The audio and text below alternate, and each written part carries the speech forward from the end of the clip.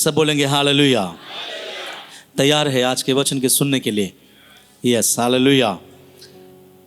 तो हम स्टार्ट करते हैं और अपने आप को हम प्रभु के हाथों में दें और प्रभु की उपस्थिति में अपने आप को रखें, क्योंकि टॉपिक जो है ना बहुत बड़ा है, बहुत विशाल टॉपिक है। मुझे नहीं पता कि मैं उसको कैसे इसके साथ जस्टिस करूं, लेकिन परमेश्वर ने मेरे मन में ढाला है कि इस संदेश को मैं आप लोगों के सामने लाऊं। तो कभी कभी मैं सोचता हूं कि अगर हो तो इसको भाग 1, भाग 2, भाग 3 करके भी हम बनाएं, लेकिन वो प्रभु की मर्जी है। टॉपिक बड़ा है और विशेष टॉपिक है। क्या टॉपिक है? विशेष टॉपिक है। और इस विषय पर जब परमेश्वर के लोग शिथिल पड़ जाते हैं या ठंड पड़ जाते हैं, तब परमेश्वर के लोगों पर कुछ ऐसी बातें हावी हो जाती है, तब परमेश्वर के लोग उसमें जीत नहीं पाता है। क्या नहीं पाता है? जीत नहीं पाता। आप बताइए, दुनिया में ऐसा कौन व्यक्ति होगा जो जीतना नहीं चाहता? हर एक फेलियर से भी अगर आप पूछे कि भाई जीतना चाहता है, तो लोगों का कहना क्या होगा? हाँ, मैं जीतना चाहता हूं। स्कूल में अगर एक ही कक्षा में 70 बच्चे अगर पढ़ रहे हैं, तो जाहिर सी बात है 70 के 70 बच्चे तो फर्स्ट डिवीजन में पास नहीं होगा। लेकिन आप जैसे माइक्रोफोन में पकड़ा हूं, ऐसे माइक्रोफोन लेके उनके मुंह के सामने रखिएगा और सबसे पूछिएगा कि बेटा, बेटी, तुम क्या चाहते हो एग्जाम में? और सबके मुंह से एक ही बात आएगा, मैं क्या होना चाहता हूँ? पास होना चाहता हूँ। और सब ज़्यादातर लोग बोलेंगे, बच्चे बोलेंगे, मैं फर्स्ट आना चाहता हूँ। लेकिन आपको मालूम होना चाहिए, हमें भी मालूम है कि सब फर्स्ट नहीं आएंगे, उनमें से एक फर्स्ट आएंगे। इसका कारण क्या है? फेलियर लोगों को भी जीतना पसंद है, और जीतने वाले को तो फितरत है, वो तो जीतने के लिए ही पैदा हुआ है। लेकिन जो फेलियर होता है, उनको भी मन में आग्रह होता है कि मैं क्या करूं? जीतूं। ऐसे ही कुछ हार जीत है मसीह में भी, परमेश्वर में भी। और वो हार और जीत हमें जानना और समझना बहुत जरूरी है। संसार के एग्जाम हार जाए, चल जाएगा। संसार के दौड़ में आप हार जाए तो चल जाएगा, कोई प्रॉब्लम नहीं। परंतु अगर इस जगह पर आप हार गए, इस जगह पर अगर आप लूज हो गए, तो आपके जीवन से बहुत कुछ चला जाएगा। इसलिए बहुत सावधानी के साथ इस वचन को हम सुनेंगे। सब बोलेंगे हालेलुया। इफिसियों की पत्री उसका 6वां अध्याय और उसका 10वां वचन निकाल कर हम पढ़ेंगे। इफिसियों की पत्री उसका 6वां अध्याय और उसका 10 वचन। जिसके पास बाइबल है वो बाइबल देखे, नहीं है स्क्रीन में देखे, ताकि आप उसे देख कर पढ़ सकते और समझ सकते हैं। हाँ, क्या लिखा है सुनिए ध्यान से। इसलिए प्रभु में और उसकी शक्ति के प्रभाव में बलवंत बनो। ये जो वचन है प्रेरित पौलुस ने लिखा है, और ये वचन जब आप पढ़ोगे, इफिसी 6 उसका 10 उसका 11 उसका 12 उसका 13 और उसका आगे अगर जाएंगे, आपको बहुत सारी बातें ऐसे मिलेगी जो बाइबल के किसी किताब में परमेश्वर ने किसी को ऐसा एक प्रकाशन नहीं दिया। तो आप देख लीजिएगा बाइबल में ये प्रेरित पौलुस को ये प्रकाशन मिला, और प्रेरित पौलुस इस प्रकाशन को कलीसिया को बांट रहा है, ताकि कलीसिया जान जाए कि हमारे लिए कुछ बातें सामने हैं, जिसके लिए कुछ तैयारियां हमारे जीवन में होना बहुत जरूरी है। और वो कहता है इसीलिए, और आपको मालूम है इसीलिए सब तब आता है जब वो कुछ कहना चाह रहा है कि इसके लिए, है ना, जो मैं बताऊंगा इसके लिए क्या कह रहा है? प्रभु में और उसकी शक्ति के प्रभाव में क्या बनो? बलवंत बनो। अर्थात सीधी तौर से अगर मैं बताऊं इस वचन को, प्रभु के शक्ति के प्रभाव में बलवंत बन जाओ, सामर्थी बन जाओ, ठोस बन जाओ, और अपना बल को मजबूत कर लो। क्यों? क्योंकि आगे लिखा है कुछ बातें हैं। जब प्रेरित पौलुस कह रहा है, मैं और एक बार फिर से रिपीट करूं आपके लिए, ये एक ऐसा प्रकाशन है, बाइबल में कहीं नहीं मिलेगा आपको, कहीं नहीं। यहां लिखा गया इसलिए प्रभु में उसकी शक्ति के प्रभाव में क्या करो? बलवंत बनो। क्योंकि आगे परमेश्वर के सारे हथियार बांध लो। क्यों बलवंत बनना है? खुदा के हथियारों को बांधने के लिए। आगे कि तुम शैतान की युक्तियों के सामने कि तुम शैतान की युक्तियों के सामने खड़े रह सको, खड़े रह सको, क्योंकि हमारा यह मल्ल युद्ध क्योंकि हमारा यह मल्ल युद्ध लहू और मांस से नहीं, लहू और मांस से नहीं, परंतु प्रधानों से और अधिकारियों से और इस संसार के अंधकार के हाकिमों से और उस दुष्टता की आत्मिक सेनाओं से है, हाँ, जो आकाश में है। अब समझने वाली बात क्या है? इसीलिए प्रेरित पौलुस बोल रहा है, प्रभु में और उसकी शक्ति के प्रभाव में बलवंत बनो। दो काम करना है तुम्हें, एक तो परमेश्वर के हथियार को अपना हथियार बनाना है, दूसरा उस हथियार को अपना हथियार बनाने के बाद शैतान का सामना करना है। और जब शैतान का सामना करना है, पूरे बाइबल में सब जगह में यही चीज आया, शैतान का सामना करना है। और शैतान के बारे में बोला गया वो झूठ का बाप है, शैतान के बारे में बोला गया अलग अलग नाम उसका है। लेकिन यहाँ पर प्रेरित पौलुस एक अलग प्रकाशन देता है, और प्रकाशन क्या मालूम है? इसलिए प्रभु में बलवंत बन जाओ, क्योंकि तुम्हारा जो लड़ाई है प्रधानों से है। किससे है? इस बाइबल के सब पे ध्यान दीजिएगा, प्रधान से नहीं, प्रधानों से। इसका मतलब एक प्रधान नहीं है वहां पे, कितना है? कई सारे प्रधान हैं। अब प्रधान कौन होते हैं मालूम है? जो चीफ होते हैं, जो ऑर्डर देते हैं। और ऐसा चीफ आपके पीछे पड़े हुए एक नहीं, कितने? प्रधानों। और आगे अधिकारी नहीं है, क्या लिखा है? अधिकारियों। और उसके आगे अंधकार के हाकिम नहीं है, अंधकार के हाकिमों। और उसके बाद दुष्टता के आत्मिक सेनाओं से है, सेनाओं से है, सेना से नहीं। आपको मालूम है बाइबल के हिसाब से अगर सेना शब्द आता है, आप लोगों को वाला वचन मैंने पढ़वाया था, प्रचार भी मैंने किया था, जब सेना आता है, क्योंकि एक बार यीशु मसीह एक जगह गया और एक लड़के के अंदर दुष्टात्मा देखा, तो उससे पूछा तेरा नाम क्या है? उसने कहा मेरा नाम सेना है। तो वहां पर एक स्टार है, नीचे बाइबल के फुटनोट में वही स्टार के साथ एक नोट्स लिखा हुआ है, उसको बोलते लिगियोन। अर्थात जब कोई सेना बोलता है अपने आप को, अर्थात ये होता है कि 6000। तो यहां कितना है? सेनाओं। 6000 नहीं, उससे भी और ज्यादा। अब 6 लाख बोल सकते हैं, 6 करोड़ बोल सकते हैं, मुझे नहीं पता, लेकिन इतना समझिएगा, ऐसे करोड़ों आत्माएं आपके विरुद्ध है, ऐसे करोड़ों प्रधाने आपके विरुद्ध है, ऐसे लाखों करोड़ों अधिकारियां जो दुष्ट के द्वारा नियुक्त किया गया है आपके विरुद्ध है, ऐसे कई अंधकार के हाकिमों, हजारों लाखों करोड़ों जो आपके विरुद्ध है। इसलिए प्रेरित पौलुस प्रकाशन में खुदा के आत्मा के अगुवाई में इफिसुस कलीसिया को और इस वचन के द्वारा मेरे मुंह से हम सबों को परमेश्वर कहना चाहता है, इसीलिए प्रभु में क्या हो जाओ? प्रभु में उसकी शक्ति के प्रभाव में बलवंत बनो।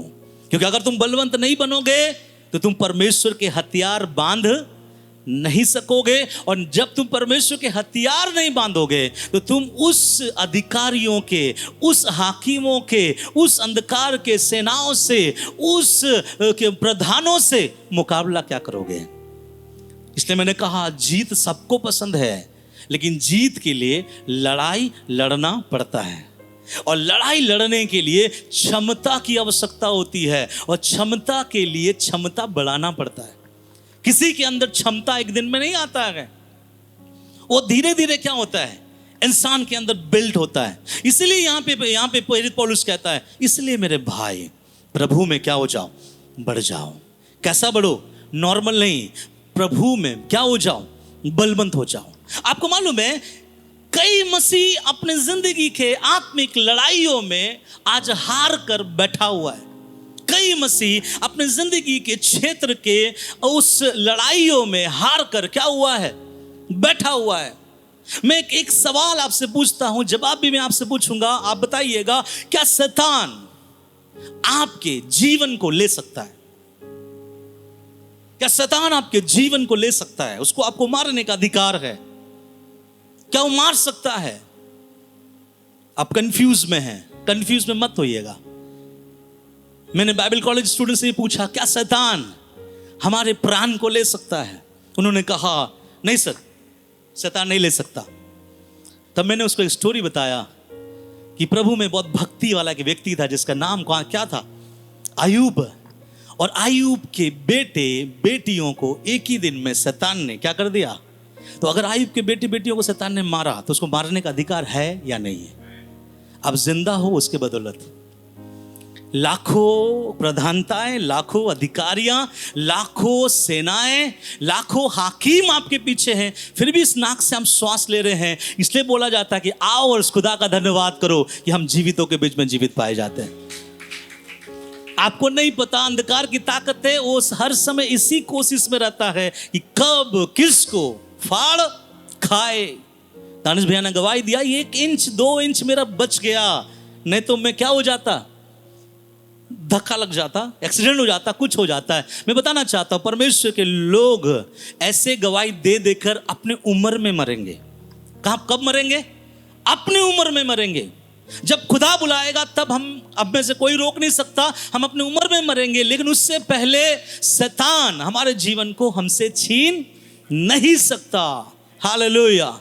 और इसलिए घमंड करना कि आप करोड़ों हो सकते हैं लेकिन मैं अकेला हूं आपके बीच, खुदा ने मुझे जिंदा रखा है, इसलिए आपके बीच उस खुदा का हाथ उठाकर मैं धन्यवाद करता हूं। हालेलुया। अगर आप आत्मिक नजर से सोचोगे कि इर्द गिर्द आपके भरे पड़े हुए हैं, लेकिन हर संडे आकर आप बोलते थैंक यू लॉर्ड एक और संडे देने के लिए। हालेलुया। और ऐसे बोलते बोलते आपके बाल पकेंगे, ऐसे बोलते बोलते मूंछ और दाढ़ी भी पकेंगे, ऐसे बोलते बोलते आपके टखनों में हिलना स्टार्ट हो जाएगा, ऐसे बोलते बोलते आप खुदा को प्यारे भी हो जाएंगे, लेकिन सही उम्र में मरेंगे। सब बोले अपने हाथों को उठाकर, खुदा मैं विश्वास करता हूं मेरे सही उम्र में मैं मरूंगा, है ना। समय से पहले आपको कोई लेके नहीं जाएगा, ये विश्वास रखना। इसलिए कोई भी कुछ बोले, यूट्यूब नेटवर्क कुछ भी कहीं से भी आता है, उस बातों पर विश्वास और भरोसा मत करना, क्योंकि उस पर विश्वास करने से पहले ये विश्वास करना कि करोड़ों प्रधानताएं हैं, करोड़ों अधिकारियां हैं, करोड़ों हाकिमों हैं, करोड़ों सेनाओं हैं, अगर उसके बीच में सुरक्षित है तो बीमारी मुझे कहां ले जा पाएगी। हालेलुया। इसलिए याद रखिएगा, हमारा आपका एक मलयुद्ध है। क्या है? मलयुद्ध है। उसके लिए मुझे आपको स्ट्रांग बनना पड़ेगा, और थोड़ा स्ट्रांग नहीं, बहुत स्ट्रांग बनना पड़ेगा। अगर मैं पूछूं आपसे स्ट्रांग कैसा बनना है, तो आप में से सब कोई पहला बोलेंगे पास्टर जी उपवास करना है, पास्टर जी फास्टिंग लेना है, पास्टर जी घंटों प्रभु के पास बैठकर क्या करना है, प्रार्थना करना है। ये तो वो बातें हैं जो आपको पता है। मैं कुछ और बातें बताऊंगा जो आपको नहीं पता है। ये सबको पता है। एक बच्चे से पूछे, बेटा सामर्थ्य कैसे बने? हाँ अंकल, प्रार्थना करेंगे तो क्या बन जाएंगे? सामर्थ्य बनेंगे। लेकिन मैं आपको बताना चाहता हूं, यहां मैं प्रार्थना के बारे में बात नहीं करना चाहता। यहां प्रभु का वचन कहता है, इसलिए प्रभु में सामर्थ्य बनो। क्या करो? सामर्थ्य बनो। और इसको समझाने के लिए कुछ और बातें बताऊं, उसके बाद मैं उसमें जाऊंगा। 3-4 बातें बताऊंगा जो हमको प्रभु में सामर्थ्य बनाता। क्यों? अगर आप सामर्थ्य नहीं है तो आप वो हथियार उठा ही नहीं पाओगे। वो भी हथियार किसका है? किसका है? इसका मतलब प्रभु भी लड़ता है, और प्रभु भी लड़ाई में उसी औजार का इस्तेमाल करता है। प्रभु कहता है, बेटा जो मैं इस्तेमाल करता हूं वो तू भी क्या कर, इस्तेमाल कर। तो कहीं मेरा और आपका, मेरा और परमेश्वर का वो खेल ना होने पाए, ये प्रभु साउल के जगह पे आ जाए और हम दाऊद के जगह पे आ जाए, प्रभु से बोले प्रभु तेरा औजार हम लेकर नहीं चल पा रहे हैं। ऐसा नहीं होना चाहिए। हमें ये प्रभु कह रहा है कि नहीं, मेरे हथियार को ले ले। आप सोचो, जो परमेश्वर के हथियार को बांधने वाला व्यक्ति होगा वो खुद ब खुद अपने में कौन होगा? बताइए ना। जो परमेश्वर के औजार को लेने वाले व्यक्ति है वो खुद ब खुद अपने आप में उसका आइडेंटिटी क्या है? अरे वो परमेश्वर के जैसा सामर्थ्य है। परमेश्वर नहीं है लेकिन परमेश्वर के समान वो अपने आप को बिलीव सिस्टम के अनुसार ले जाता है, और वो विश्वास करता है खुदा तू मेरा बाप है और मैं तेरा बेटा हूं। अगर तूने औजार उठाया है मैं भी उठा सकता हूं, अगर तूने मारा है तो मैं भी क्या कर सकता हूं, मार सकता हूं।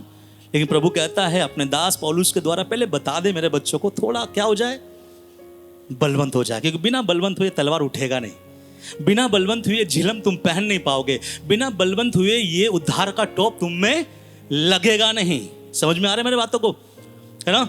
जो गाड़ी आप चलाते हैं अगर वो गिर जाए आप उठा सकते हैं, लेकिन आपका गाड़ी अगर गिरा रहे, अपने बच्चों को बोलिए बेटा उठा दे, नहीं उठा पाएगा। क्यों? क्योंकि उसमें वो क्षमता नहीं है। तो इसलिए प्रभु ने कहा पहले क्षमता लेके आओ। इसलिए मैं आपसे पूछा क्षमता कैसे बढ़ाए। और कई लोग मसीह में इस लड़ाई में क्या हो जाते हैं, फेलियर होते हैं कुछ मिसअंडरस्टैंडिंग की वजह से। मैं आशा करता हूं कि वो सारा मिसअंडरस्टैंडिंग खुदा आज हमारे जीवन से क्या करेगा, दूर करेगा। सब बोले हालेलुया। और वो कौन सा अंडरस्टैंडिंग है मैं आपको बताऊंगा, तब आप समझ पाओगे। बाइबल जब लिखा गया, जो पुराना नियम या नया नियम, जो बाइबल लिखा गया, कोई भी बाइबल पहले अध्याय में और पद में नहीं था। ठीक है, आज हम पढ़ रहे हैं ना, मत्ती 3 का 5 निकालो, तो मत्ती 3 अध्याय निकालते, 3 अध्याय का हम 5 वचन में जाते हैं और पढ़ते हैं। लेकिन जब बाइबल लिखा गया था, अर्थात पुराने समय पर जब बाइबल पवित्र आत्मा के द्वारा लिखा गया, वहां चैप्टर नहीं था, वहां पे पद नहीं था। इसका मतलब मैं और आप ये नहीं बोल पाएंगे इफिसियों की पत्री उसका 6 का 10, कोई ना तो 6 था ना तो 10 था, केवल इफिसियों की पत्री था। इस बात को मैं आपके अंदर इसलिए डालना चाहता हूं, हम हमारे अच्छे के लिए या फिर हमको समझने के लिए, मेमोराइज करने के लिए, वचन पढ़ने के लिए, निकालने के लिए, किसी पास्टर को बोलने के लिए, सहज होने के लिए प्रभु के दासगण 1200 सदी में या 1300 में इस बात को बदल कर अध्याय ले आया, फिर उसमें वर्सेस को डाला ताकि मैं और आप क्या कर सके, निकाल सके। अगर मान लीजिए यहाँ अध्याय नहीं होता और यहाँ पे पद नहीं होता, तो मैं वचन कैसे प्रचार करता। हाँ, इफिसियों निकालेंगे, हाँ बदलिए, पलटिए, हाँ देखिए, पढ़ते जाइए वचन आएगा। तो आप पूरा इफिसी 1 से पढ़ते रहेंगे, जब 6 अध्याय का 10 आएगा तो मैंने कहा यही वचन मुझे चाह रहा था। इसलिए प्रभु के दासों ने पद और अध्याय किया। इसका मतलब क्या है मैं आपको समझाऊं। इफिसी की पत्री जब 6 अध्याय हम पढ़ रहे हैं, ये मत समझना कि 6 अध्याय सेपरेट में लिखा गया है। 6 अध्याय को समझने के लिए पूरा 1 अध्याय से लेके 6 अध्याय आपको पढ़ना पड़ेगा। और इसलिए समझिएगा, प्रेरित पौलुस जब इफिसियों की किताब को लिख रहा है कि ये बातें हैं, तो प्रेरित पौलुस एक सम्मा बांध रहा है। सम्मा मतलब एक एटमॉस्फेयर तैयार कर रहा है कि उसके लोग जान जाए कि प्रभु में बलवंत, प्रभु में सामर्थ्य कैसे हुआ जाता है। प्रार्थना आराधना नहीं है, वो बात की बात है। कुछ जगह मसीह लोग गलत कॉन्सेप्ट के कारण से सामर्थ्यहीन की तरह चलता है, इसलिए शैतान हरा कर कूदता है और हम वहां पे सोए रहते हैं और हम वहां पे कुछ नहीं कर सकते, क्योंकि लड़ाई है। और यहां पर प्रेरित पौलुस 6 अध्याय जब लिखा था, 6 अध्याय नहीं लिखा था, प्रेरित पौलुस समझा रहा है। और प्रेरित पौलुस जब इफिसियों की पत्री को लिख रहा है, तो धीरे धीरे पवित्र आत्मा इससे पहले कि वो आत्मिक युद्ध के बारे में बात करे, उस आत्मिक युद्ध के तैयारियों के बारे में बात किया। किसके बारे में बात किया? युद्ध के तैयारी के लिए। तुरंत कोई आपको युद्ध में नहीं भेजेगा, लेकिन जब तक हमारा खुदा हमको तैयारी ना बताए, मैं और आप तैयार कैसे होंगे? आप यहां पे देखिएगा, लिखा गया, इसलिए प्रभु में और उसकी शक्ति के प्रभाव में क्या हो जाओ, बलवंत बनो और परमेश्वर के सारे हथियार। इसका मतलब बलवंत बनने के बाद हथियार क्या करो। तो भैया बलवंत कैसे बनेंगे, उसके बारे में प्रेरित पौलुस ने बताया नहीं बताया है। लेकिन हमें समझना पड़ेगा कि बाइबल अध्याय में और पद में बना हुआ नहीं था। इसलिए मैं 4 बातें आपको बताऊंगा, और ये 4 बातें पौलुस ने इस मलयुद्ध को करने के लिए, जीतने के लिए सेट किया है। और ये इंसान जब मिस करता है, वो अपने जिंदगी के लड़ाइयों को शैतान से लड़ नहीं पाएगा, शैतान जीतेगा और आप क्या हो जाओगे, हार जाओगे। सीखने के लिए तैयार हैं आप? उसके लिए प्रेरित पौलुस ने स्टार्ट किया। और मैं पहले सबको बोल देना चाहता हूं, आज कुछ लोगों को या आप लोगों को, कुछ बेटे को, कुछ माँ को, कुछ हस्बैंड को, कुछ वाइफ को दुख कांटा लग सकता है, लेकिन मेरा मुंह से, दिमाग से मैं अपने शब्दों को नहीं निकालूंगा। जो परमेश्वर मुझे समझाया है वही मैं समझाऊंगा। इसलिए अगर आपको बुरा लगे, आखिरी में आकर मत बोलना मुझे बुरा लगा। अब घर जाके बोलना, प्रभु से खुदा ये वचन मेरे लिए था, इसलिए आपका बहुत बहुत क्या है, धन्यवाद। और ऐसे भी मैं देख के समझ जाऊंगा किसको बुरा लग रहा है, किसको अच्छा लग रहा है। मैं सोचा एला वचन प्रचार नहीं करूँ, नहीं तो जो गिफ्ट मिला आपस चला जाएगा। फिर मैं सोचा नहीं ऐसा तो नहीं होने वाला, मजाक कर रहा था। आप सुनिए, जब हम मल्लयुद्ध लड़ने के लिए सोचते हैं, हर समय हम बोलते हैं शैतान के साथ हमारी लड़ाई है, सब विश्वासी बोलेंगे हाँ पास्टर जी आपने सही कहा है, ये लड़ाई में हमें लड़ना है और ये लड़ाई में हमें जीतना है। लेकिन यहाँ पे प्रभु ने कहा बेटा प्रधानों से, हाकिमों से, अंधकार की ताकतों से और उस दुष्टता के आत्मिक सेनाओं से हजारों करोड़ों लाखों है, तुम बलवंत बनो। कैसे बने बलवंत? उसके बाद ना प्रभु का हम हथियार लेंगे। तब पौलुस ने इसको स्टार्ट किया कि बलवंत कहां से और किस जगह से और कैसे इंसान बन सकता है। 4 रिलेशनशिप को बताया यहाँ पे। कितने रिलेशनशिप? 4 रिश्ता। और ये 4 रिश्ता से मैं आप लोगों से बात करना चाहूंगा, ठीक है। सबसे पहले हम पीछे चलेंगे, इफिसी 5 अध्याय उसका 22, उसका 23, उसका 24 शुरू करते हैं और बड़े ध्यान से सुनिएगा। सबसे पहले जो वार आ रहा है वो पत्नियों के लिए आ रहा है, माफ कीजिएगा लेकिन प्रभु के वचन में लिखा है। जी आप पढ़िए। हे पत्नियों, हे पत्नियों, अपने अपने पति के, अपने अपने पति के ऐसे अधीन रहो, ऐसे अधीन रहो जैसे प्रभु के, जैसे प्रभु के। आगे, क्योंकि पति पत्नी का सिर है, क्योंकि पति पत्नी का सिर है, जैसे कि मसीह कलीसिया का सिर है, कलीसिया का सिर है, और स्वयं ही देह का उद्धार, और स्वयं ही देह का उद्धार करता है। 24, हाँ जैसे कलीसिया, सुनिए, जैसे कलीसिया मसीह के अधीन है, मसीह के अधीन है, वैसे ही पत्नियां भी हर बात में अपने अपने पति के, अपने पति के अधीन रहे। हे पतियों, बस हाँ, पतियों के बारे पढ़ लीजिए, पत्नियों को बुरा लग जाएगा, ठीक है। पत्नियों के बारे पढ़ लीजिए, पतियों के बारे पढ़ लीजिए। हे पतियों, अपनी अपनी पत्नी से, अपने पत्नी से प्रेम रखो, जैसे मसीह ने भी कलीसिया से प्रेम करके अपने आप को उसके लिए हाँ दे दिया। हालेलुया। पत्नियों के लिए भी है और पति के लिए भी है, ठीक है। इसको अपने मन में बैठाइएगा। एक और वचन पढ़ाऊं तो आपको इसका क्लियर समझ में आएगा। अब उसका 32 वचन पढ़ दीजिए। 32। यह भेद तो बड़ा है, यह भेद तो बड़ा है। कौन सा भेद है? कौन सा भेद मालूम है? पति और पत्नी का ये भेद बड़ा है। कलीसिया और परमेश्वर का ये भेद तो बड़ा है। लेकिन यहां क्या बोलना चाह रहा है? ये भेद तो बड़ा है, पर मैं यहाँ मसीह और कलीसिया के विषय में कहता हूँ। तो ये वचन किसके लिए बात कर रहा है? मसीह और उसके कलीसिया। लेकिन इस एक ही पॉइंट में 2 पॉइंट छुपा हुआ है। हम हर किसी के लिए एक आत्मिक युद्ध है।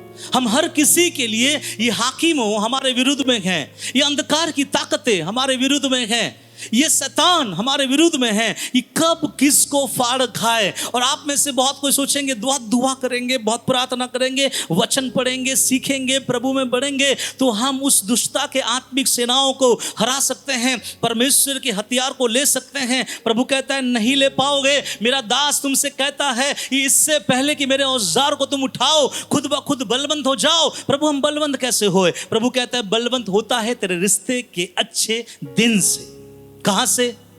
सुनिए, हर वो पत्नी जो मसीह में है, मैं बाहर वालों से बात नहीं कर रहा हूं, हर वो पत्नी जो मसीह में है, अगर मसीह में होकर भी अगर वो अपने पति के अधीन नहीं है, वो उस हाकिमों से लड़ नहीं पाएगा, वो उन शैतान की शक्तियों के विरुद्ध खड़े नहीं हो पाएगा, और ना ही वो परमेश्वर के औजार को खुद में बांध सकता है। अब बोलेंगे ऐसा कैसे? नहीं, ऐसा ही है। परमेश्वर का वचन कहता है हे पत्नियों अपने अपने पति के अधीन रहो। अधीन रहने वाली बात तो ठीक है, कैसे अधीन रहो बताए? प्रभु कैसे बोल रहा है?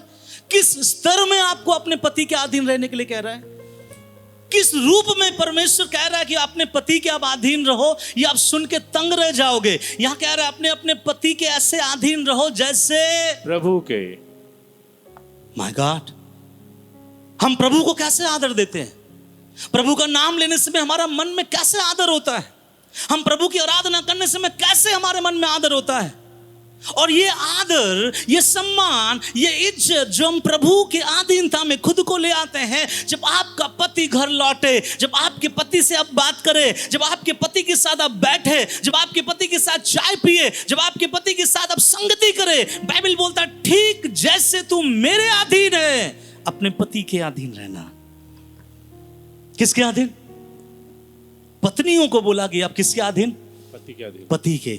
और जो पत्नियां अपने पति के अधीन नहीं है, मलयुद्ध तो दूर की बात है, वो तो खुदा का औजार भी उठा नहीं सकता, नहीं उठा पाएगा, क्योंकि वो बलवंत नहीं है। हमको लगता है दुआ हमको बलवंत बनाती है, हमको लगता है उपवास हमको बलवंत बनाती है, हमको लगता है किसी का दुआ हमको बलवंत बनाती है, हमको लगता है खुदा का नॉलेज हमको बलवंत बनाती है। लेकिन बलवंत बनाने वाली जो बातें हैं, खुदा कहता है इससे पहले कि तू बलवंत बने, बलवंतता के बारे में सोचना स्टार्ट कर। क्या करूं परमेश्वर? तेरे और तेरे पति के बीच का रिश्ता पहले ठीक कर ले। बहुत लोग कलीसिया आता है लेकिन पति के साथ रिश्ता अच्छा नहीं है। अरे कलीसिया में आके 10 अन्य भाषा बोलने से अच्छा है अपने हस्बैंड को पहले आई लव यू बोलना सीखो। मैं बताना चाहता हूं, ऐसे ऐसे कलीसिया है जिसको मैंने देखा है, जिसके बारे में सुना है कि वे लोग अन्य भाषा में बातें करते हैं, बहुत सामर्थ्य, आराधना, सब कुछ होता है, खत्म होने के बाद लड़ाई और झगड़ा भी स्टार्ट होता है, और घर में बेलन फेलन सब फेंका फेंकी स्टार्ट होता है। ऐसे ऐसे कलीसियाओं के साथ हम लोग जुड़े हुए थे मेरे बचपन में, जिसका हस्बैंड एंड वाइफ, वो अंकल और आंटी 6 महीना तक बात नहीं करते थे। और ये अंकल कौन है? पासवान है। ये आंटी कौन है? दासी है। और ये दोनों आपस में 6 महीने तक बात नहीं करता था। जब हम जाते थे मुझे बोलता बेटा ये चाय लेके दे देना अंकल को, मैं दे देता हूं। अंकल कहता ये पैसा लेके दे देना आंटी को। मैं माजरा क्या है, हो क्या रहा है? तब मैं छोटा था, मुझे इस चीज का कोई ज्ञान नहीं था। मेरे माँ ने कहा बेटा कुछ चल रहा है। फिर थोड़ा जब ज्ञान बढ़ा तब भी मैं देख रहा हूं वही माजरा है, और दोनों आपस में क्या है और क्या सेवा कर रहा है मैं बताऊंगा, आप तंग रह जाओगे। आज उनका सेवा खुदा ने मिटा दिया, खत्म हो गया। उनका सेवका ही नहीं आज खड़गपुर में। आज जो खुदा का दास चले गए, मर गए अपने उम्र के बहुत कम उम्र में, वो दुनिया छोड़ के चला गया। आज वो आंटी प्रभु के सेवकाई में नहीं है, प्रभु में है लेकिन सेवकाई में नहीं है। कारण क्या मालूम है? एक मलयुद्ध था जिसमें आप लड़ नहीं पाए। अरे मलयुद्ध में लड़ाई दुआ और प्रार्थना में तो होता ही है, जिसको मुझे आपको पता है, लेकिन इससे पहले जो बलवंत बनने की तैयारियां हैं वो आपके घर से स्टार्ट होता है। कुछ लोग बोलता है मुझे मेरे पति का कोई चिंता नहीं, मेरे बच्चों का कोई चिंता नहीं, मेरे लोगों का कोई चिंता नहीं, मेरा खुदा देख लेगा। मैं तो सुबह निकल जाता हूँ और प्रभु का सेवा करके आता हूँ, और घर में आकर पुस्तक खाना खाए तो मेरे उदासी से मेरा हस्बैंड भी मसीह है, कैसा क्या करेगा? बोल ही नहीं सकता। कहाँ चली गई थी? खाना वाना नहीं पका। वो हस्बैंड भी मसीह है, बोल नहीं सकता। हस्बैंड बोले कहाँ चली गई थी? अंदर बहुत गुस्सा है, कहाँ चली गए थे? अरे आपको नहीं पता हम सेवा में गए थे। तो उसके जीवन में सेवकाई पहला और उसका हस्बैंड दूसरा नहीं। मैं नहीं कहता, प्रभु कहता है ऐसे अधीन रहो जैसे तुम मेरे अधीन हो। आप प्रभु के कैसे अधीन हो? मैं पूछना चाहता हूं डायरेक्टली हमारे घर, हमारे कलीसिया के महिलाओं को, जो बीबी है किसी का, आपके हस्बैंड के अधीन आपको रहना पड़ेगा, ऑप्शन नहीं है, रहना ही है। नहीं तो आप बलवंत बन नहीं पाओगे। कैसे अधीन रहे? बाइबल में लिखा गया है, हे पति अपने अपने पति के ऐसे अधीन रहो जैसे प्रभु के। और आगे क्या लिखा है 23 वचन में? क्योंकि पति पत्नी का सिर है। कितने पत्नियां अपने पति को सिर मानते हैं, या कितने पत्नियां अपने पति को सिर के दर्द मानते हैं? नहीं समझे? अरे समझ गए, हंसेंगे नहीं। कितने पत्नियां अपने पति को सिर मानते हैं और कितने पत्नियां अपने पति को सिर का दर्द मानती हैं। अरे ये क्यों आ गया अभी? और थोड़ा बाहर रहता तो अच्छा रहता। अरे तुम चुप रहो ना, तुम जब भी बोलते हो कुछ गलत ही बोलते हो। मैंने कभी कभी देखा है किसी लोगों को, मैंने बहुत बार बताया है कि कुछ भी लोग बोलेंगे, कोई आएंगे, भैया एक गलती, हमारे जीवन में बहुत समस्या हो गया है, मुझे 200 रुपया का उधार चाहिए, थोड़ा दीजिए ना, हम आपको 5 दिन ला के देंगे। वो पति पीछे देखेगी, किसको देख रही है? दे दे। पत्नी बोलते है तो यहां से निकाल के हम क्या करते? किसके अधीन है पति? किसके अधीन है? बोलिए ना। हाँ, मैं बोलना चाहता हूं, ज्यादा पैसे का बात है तो पति पत्नी से आपस में क्या कर लो, बात कर लो। 200 रुपया के लिए पति पत्नी को देख के समझिएगा। इसका मतलब पति मन में बोलता भाई तुझे क्या पता, 200 रुपया मैं तुझे दे दूंगा, 200 दिन तक खाना सही से नहीं देगी तेरी भाभी। समझिएगा, ये जो आतंक है परिवार में, क्या आतंक? तेरी भाभी क्या बोलेगी, ये क्या बोलेगी। हमारे मसीही घर में नहीं होना चाहिए, मसीह जीवन में नहीं होना चाहिए।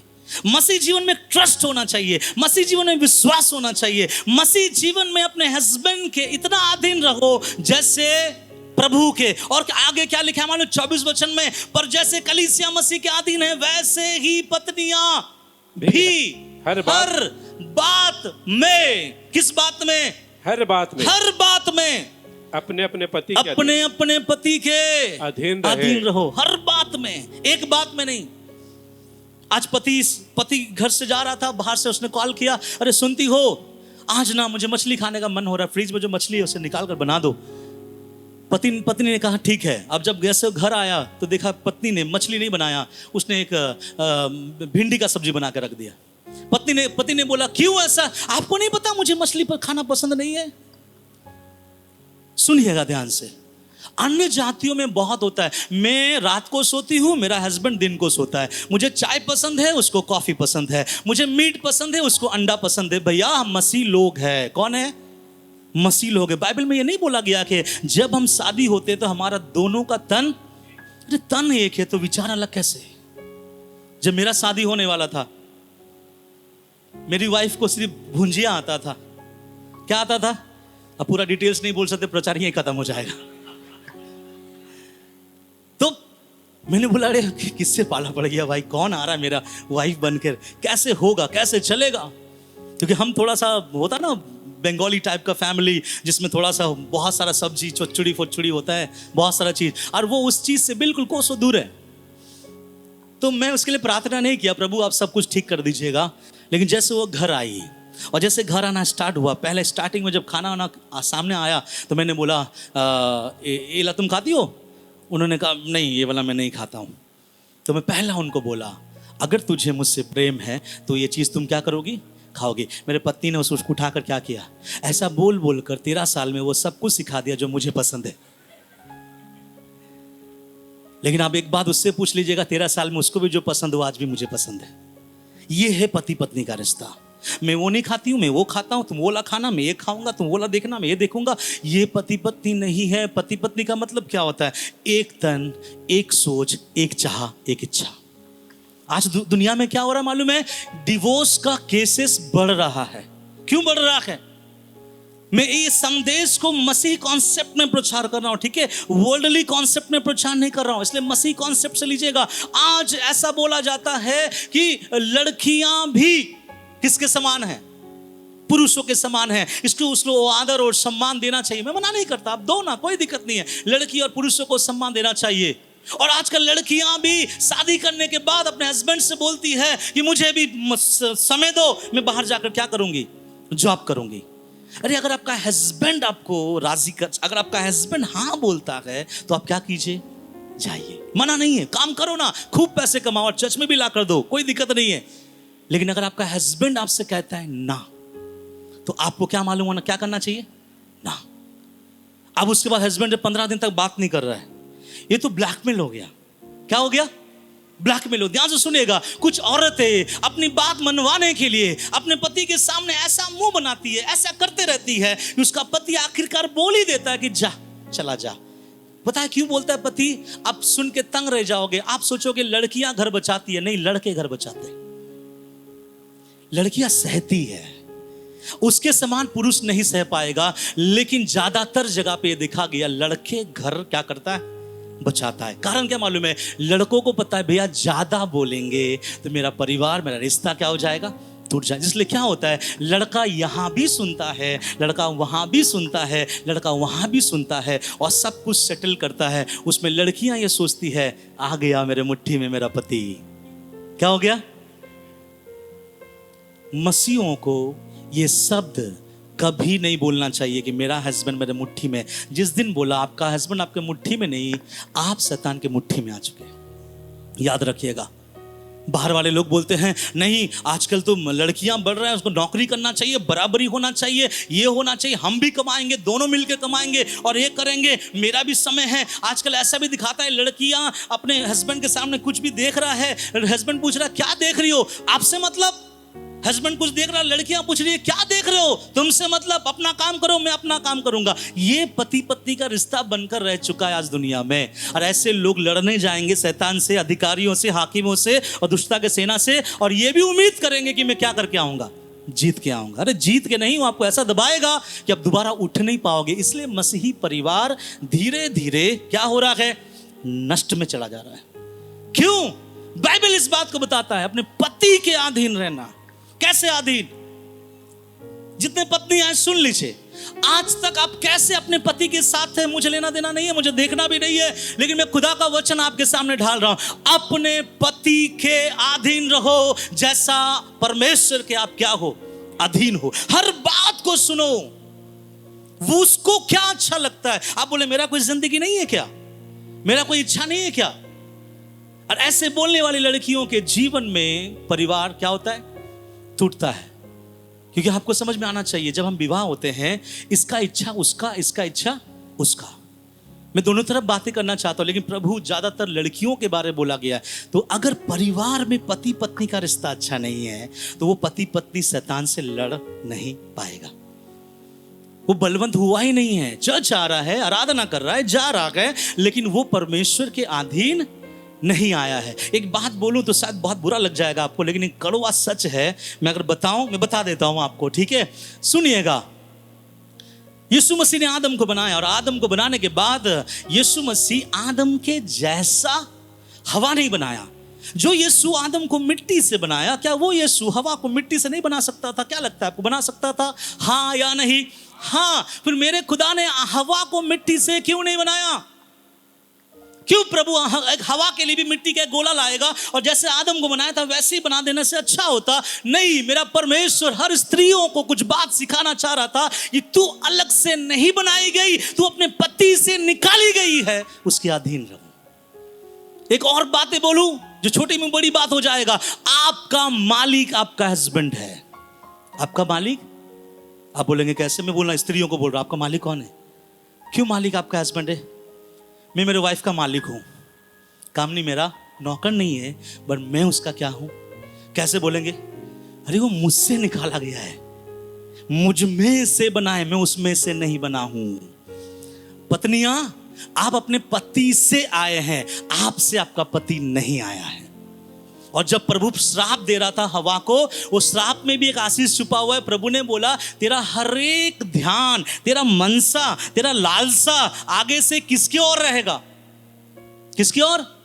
तेरे पति की ओर। लेकिन दुनिया बदल गया है। पल्सर चल रहा है, स्कूटी जाना चाहिए था, आज स्कूटी जा रहा है, पल्सर पीछे जा रहा है। कुछ लोग समझ गए, कुछ लोग समझ गए, है ना? जो समझ गए इसका मतलब बहुत एक्सपर्ट है वो लोग। प्रभु ने क्या बोला था? प्रभु ने बोला था हवा तेरा लालसा कहां होगा? कहां होगा? तेरे पति के ऊपर में। और इसका मतलब आदम का लालसा कहां होगा? नहीं होगा, पत्नी का लालसा होगा उसके ऊपर में। क्यों पता है? पत्नियां को परमेश्वर ने उसके अंदर से निकाला है। जब निकाला है, दैट मीन्स उसने आदम से निकाला है, आदम उसका ऑनर है। आदम उसका कौन है? ऑनर है। मेरे वाइफ का ऑनर मैं हूं।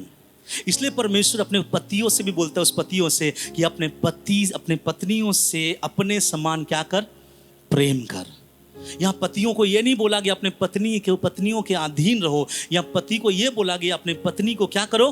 प्रेम करो। और सुन लीजिए, कौन सा प्रेम? एक चॉकलेट वाला प्रेम नहीं है, एक गुलाब वाला प्रेम के बारे नहीं दिखाता है कि वैलेंटाइन डे में एक ओढ़नी ला के दे दिए, वो वाला प्रेम नहीं है। एक दिन चले गए अपने पत्नी को लेकर गार्डन में बैठ गए, 2 कोल्ड ड्रिंक पिला दिए, आ गए, और आपको उसको एहसास दिलाओगे, देखा मैंने तुमसे कितना प्रेम करता हूं, मैं कोल्ड ड्रिंक भी लाया, गर्म वाला लेके आया। सुनिएगा ध्यान से, बाइबल बताती है, आगे जब पढ़ते हैं, ऐसा प्रेम करो जैसा मसीह ने कलीसिया के साथ प्रेम करके खुद के जीवन को दे दिया। हालेलुया। कहां तक प्रेम?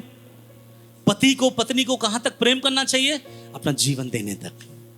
इसलिए आप देखिएगा, पसीने बहाने का जो दंड खुदा ने किसको दिया? बोला, जब तक तेरा पसीना भूमि पर नहीं गिरेगा तब तक तू खा नहीं पाएगा। ये दंड प्रभु ने हवा को दिया या आदम को दिया? आदम को दिया। पता है क्यों? आदम को प्रभु ने इसलिए दिया है कि तू ऐसे ही तिल तिल होकर कष्ट उठाएगा, तब तू अपने पत्नी के लिए 2 मुट्ठा चावल ले जा पाएगा। तू घर का मालिक है, तुझे सब कुछ चलाना है। मेरे प्रियो, ये सारी बातें बताने के पीछे मेरा एक मकसद ये है कि आपका परिवार को ठीक करो, ताकि वो युद्ध को आप लड़ सको। हम परिवार ठीक नहीं होने के कारण से आप दुआ कर लो, आप प्रार्थना कर लो और मुझसे लिखवा लो, मैं सिग्नेचर करके दे दूंगा कि कभी आप लड़ाई में जीत नहीं सकते। उन औरत लोगों के बारे में बोलूंगा जो अपने पति के अधीन नहीं है। इसलिए आज से क्या होना चाहिए? किसके अधीन हो? पति। पति से कैसे बात करें? कैसे बात करें? बोलिए ना पत्नियां, बोलिए कैसे बात करें? चिल्लाकर या सॉफ्ट आवाज में? यहां जितना भी बोले घर में क्या होता पता नहीं मुझे, क्या क्या होता होगा, लेकिन मैं इसलिए सिखा रहा हूं, ध्यान से सुनिएगा। आपका घर खुदा देखता है, आपका घर, आपका रिश्ता शैतान भी देखता है। और अगर रिश्ता गलत देख रहा है शैतान, तो शैतान को पता है कि ये बलवंत नहीं है, तो शैतान उस परिवार के ऊपर हमला, आक्रमण और ज्यादा करेगा। इसलिए अपने पति के क्या रहो? अधीन रहो। कैसे अधीन रहना है? दुआ करो आज के बाद, प्रभु मेरे पति के कैसे अधीन रहो। प्रभु कहता है हर बात में। किस बात में? हर बात में। कहाँ जाना है पति से पूछो, अगर पति बोलता है जाओ तो जाओ। वहां पे आपका मन कच्चा मीठा खटुआ नहीं होना चाहिए। क्यों? आपको ये चीज होना चाहिए, मुझे ये आज्ञा मेरे पति ने, मेरे पास्टर ने नहीं सिखाया, खुदा के कलाम ने मुझे सिखाया। अगर मैं उस प्रभु से प्रेम करता हूं, उसके वचन से भी प्रेम करता हूं। बाइबल में सुनिएगा, प्रभु का वचन में क्या लिखा है मालूम है? वो पुरुष उसके आज्ञाओं से, उसके व्यवस्था से खुश रहता है। किससे खुश रहता है? व्यवस्था से खुश रहता है। क्यों ऐसा लिखा गया व्यवस्था से खुश रहता है? वचन में दिन रात ध्यान करता है, लेकिन व्यवस्था से खुश होता है। व्यवस्था का मतलब क्या मालूम है? लॉ। लॉ का मतलब क्या है? नियम, कानून। तो ऐसा एक नियम जब आपके सामने आ रहा है, खुश रहो। ये मत बोलना कि पास्टर ने क्या बोल दिया, ये मत बोलना कि मैं आपके अधीन नहीं आ सकता, मेरा भी जिंदगी है, आपका उम्र मेरा उम्र एक एक है, आपसे मैं 2 साल का बड़ा हूं। आजकल तो शादी ऐसे हो भी रहा है, लड़की का उम्र 28 साल है तो लड़के की उम्र 26 साल है, ऐसे भी होता है। नो मैटर, आपका शादी जैसे भी हुआ हो, लेकिन अगर आप उसके साथ विवाह कर लिए हैं तो आप उसके अधीन। एक बात बताऊं, आप हिल जाओगे। बाइबल में कोई भी स्त्री को धन्य या फिर अच्छा नाम से नहीं बोला गया है। केवल एक स्त्री का नाम लिया गया, जिसका नाम क्या है? सारा। सारा भी अपने घराने में लिखा है। पता है सारा को धन्य क्यों बोला गया? सारा के नाम को परमेश्वर ने ऊंचा क्यों उठाया? सारा कैसे औरत थी मैं आपको बताना चाहता हूं। बोलना अच्छा नहीं लगता, फिर भी बोलना पड़ेगा ताकि आप जान जाओ कि सारा अपने पति की कितने अधीन थी। क्या था पता है? जब अब्राहम जाता था कहीं, कोई भी राज्य में जाता था, तो अब्राहम देखता था अरे इस राज्य में बहुत सैनिक है, राजा बहुत सामर्थी है। वो अपने पत्नी से बोलता था, सुनो ना सारा। पत्नी बोलती हाँ बोलो क्या बात है? मैं वहां जा रहा हूं और तुम देखने में बहुत खूबसूरत हो, और तुम्हारे खूबसूरती के चलते वहां के लोग मुझे क्या कर देंगे? मार डालेंगे। इसलिए काम करना, वहाँ के लोगों जब पूछे कि तेरे साथ ये लड़का कौन है या फिर ये इंसान कौन है, तो सबको ये बोलना ये मेरा कौन है? भाई है। लेकिन सच में कौन है? आप में यहाँ बैठने वाले जितने पति हैं, मैं अगर बोलूँ, अगर वो आपसे बोले कि मैं इस जगह जा रहा हूँ, मुझे तुम बोलना इस जगह में तुम मेरा बहन हो, आप लोगों का हाथ यहाँ से नीचे आएगा। एक चीज रहता है यहाँ पे,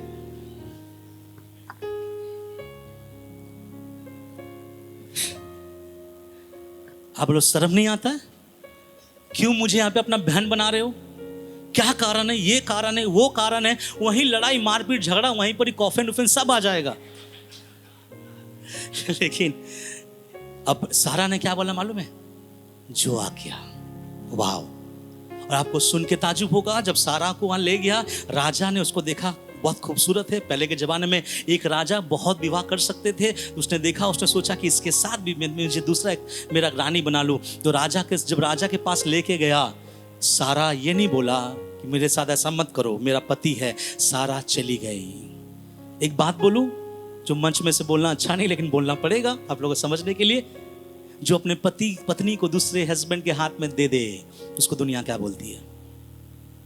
जो अपने पत्नी को दूसरे के हाथ में दे दे अपना जीवन बचाने के लिए, उसको दुनिया क्या बोलती है? दलाल। कौन है अब्राहम?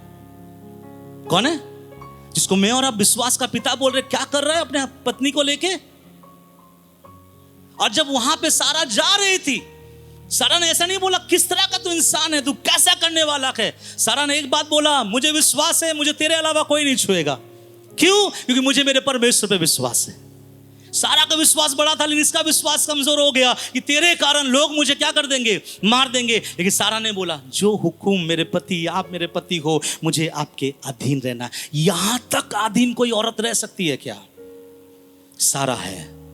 और सारा इसलिए होकर खुदा के वचनों में इसलिए लिखा गया ताकि आने वाले बहुत औरतों को इस बात का पता चले कि अपने स्वामी, अपने पति के इस कदर क्या रहो? अधीन रहो, उनके बातों के अनुसार चलो। अभी यहां पर आप बोलेंगे मेरा स्वामी बोल रहा है कि चर्च नहीं आने के लिए। मैं बोल रहा हूं मसीह परिवार के बारे, अन्य जाति के बारे नहीं।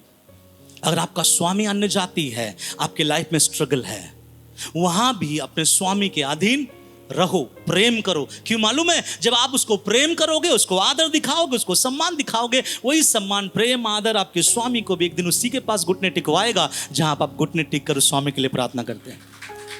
बदलेगा चीज। लेकिन ये मत सोचो कि अगर आपका स्वामी प्रभु में नहीं है, वो शैतान की ओर से, जरूर शैतान उसे इस्तेमाल कर रहा है, लेकिन अब तक वो आपके शरीर के हिस्से का हिस्सा है, तो आप उससे जुदा नहीं हो सकते। आदर करना है, सम्मान करना है, उनसे दुआ, उनसे प्यार करो, उनको सम्मान दो। अगर वो कहीं दूर से आता है, एक गिलास पानी दो, चाय दो, कॉफी दो। ये सारे चीज क्या होता है पता है? ये सारे चीज आपके परिवार को स्पिरिचुअली, मॉरली इतना सामर्थ्य बनाता है, आप तैयार होते हैं एक मलयुद्ध करने के लिए। हालेलुया। और तब खुदा कहता है मेरे बच्चे, मेरे बेटी, मेरे बेटे प्रभु के लिए क्या हो रहा है? तैयार हो रहा है। इसलिए आज के बाद हमारे कलीसिया के हर एक पत्नियां अपने पति के साथ कैसा व्यवहार करे? बोलिए ना। मैंने बोला था पहले, खराब लगेगा शायद। कैसा व्यवहार करे? कैसा करे? अधीन रहे। सब बोलिए अधीन रहेंगे। क्या अधीन रहेंगे? आपके पति का सुनो। कौन सा पति? जो मसीह में आप दोनों कलीसिया में आते हैं, है ना। और वो पति जो मसीह में नहीं है, उसके भी अधीन रहो। प्रभु के अलावा कुछ और चीज अगर बोलता है, प्रभु के बारे में बोलता है, उसमें मैं नहीं बोलूंगा, कुछ और बातों में बोलता है, अधीन रहो। अगर वो बोले मुझे ये पसंद है, करो। अगर बोले मेरे साथ चलो, हम थोड़ा घूमने चलेंगे, चलो।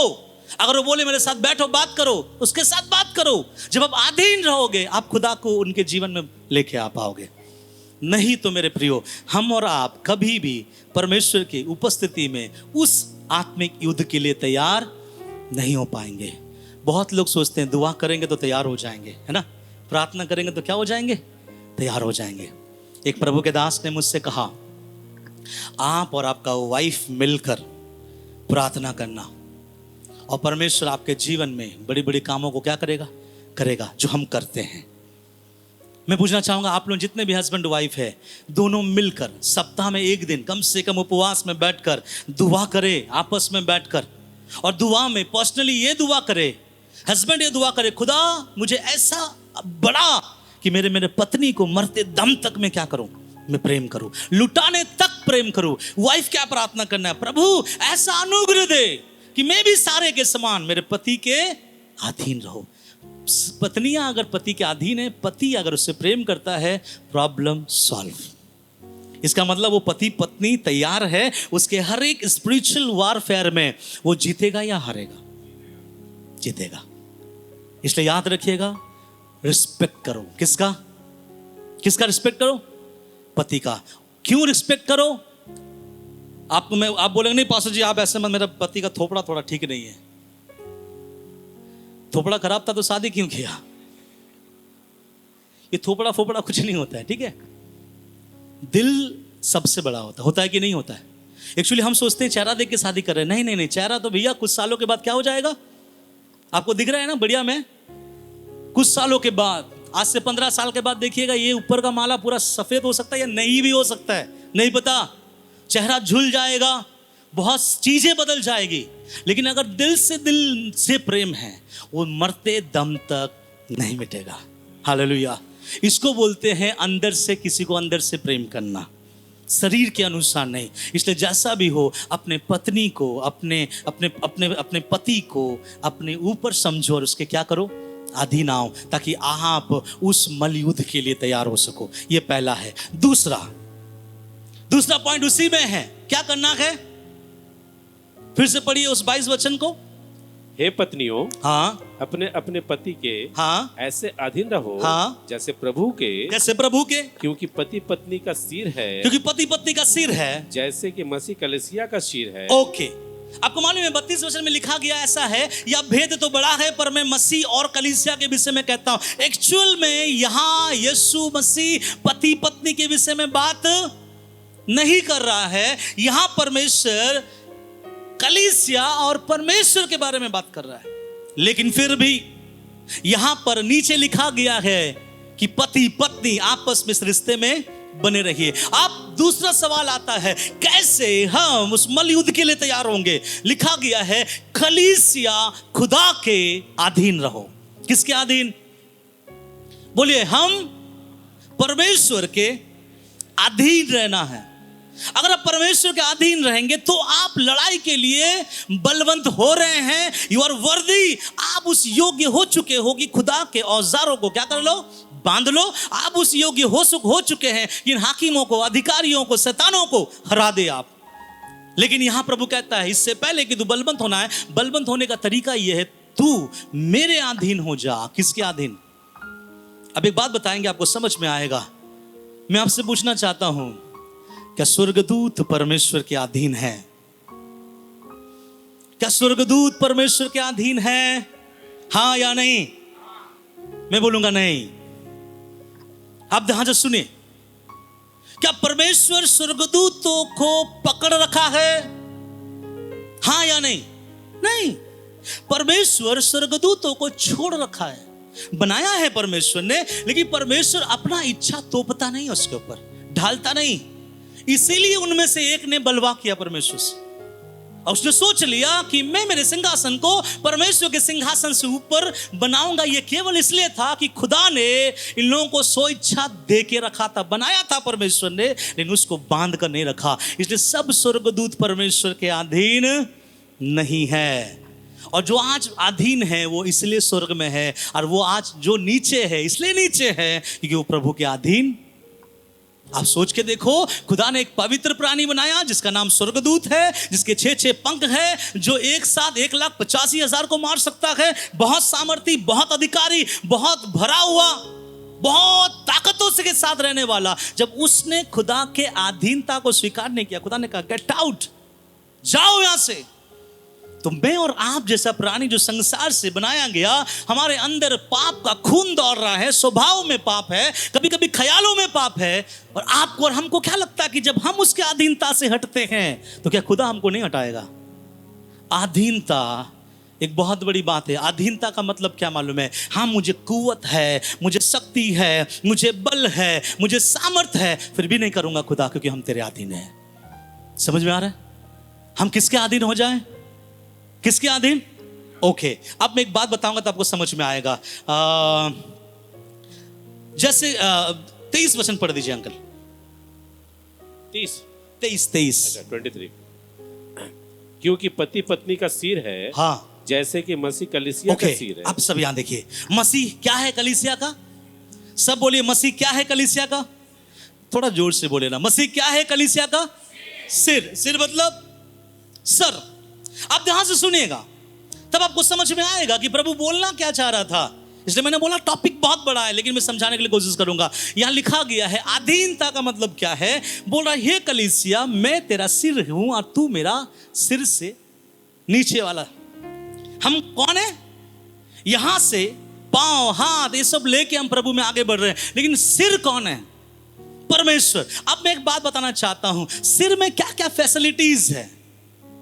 मुंह जो खाता है, मुंह जो बोलता है ना, और कान जो सुनता है, नाक जो सूंघता है, आंख जो देखता है, सर के अंदर जो भेजा है क्या करता है?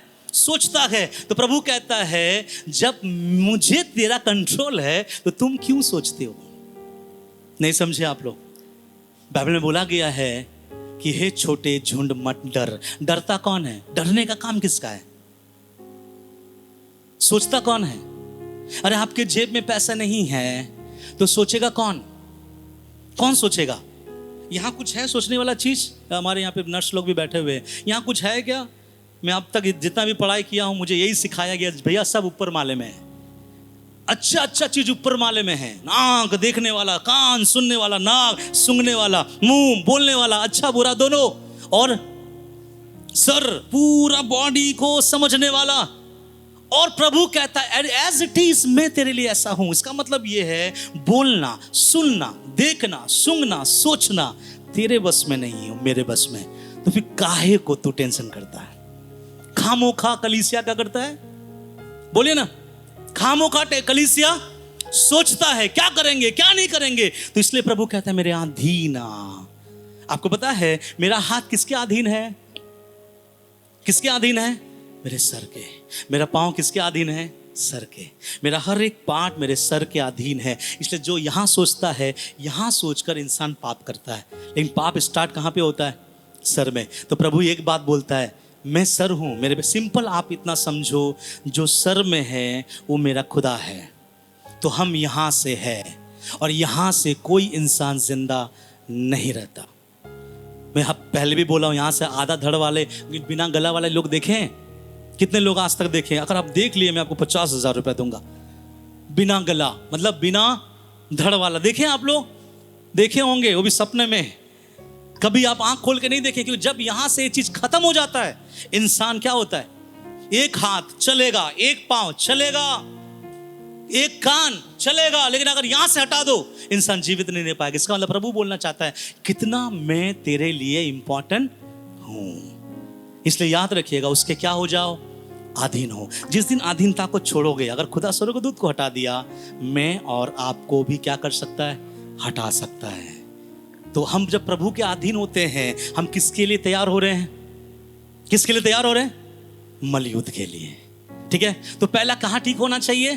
पति पत्नी। दूसरा कलीसिया परमेश्वर। तीसरा जल्दी से आ जाए और मजा आएगा आप लोगों को। इसमें भी कुछ लोगों को थोड़ा लगेगा कांटा।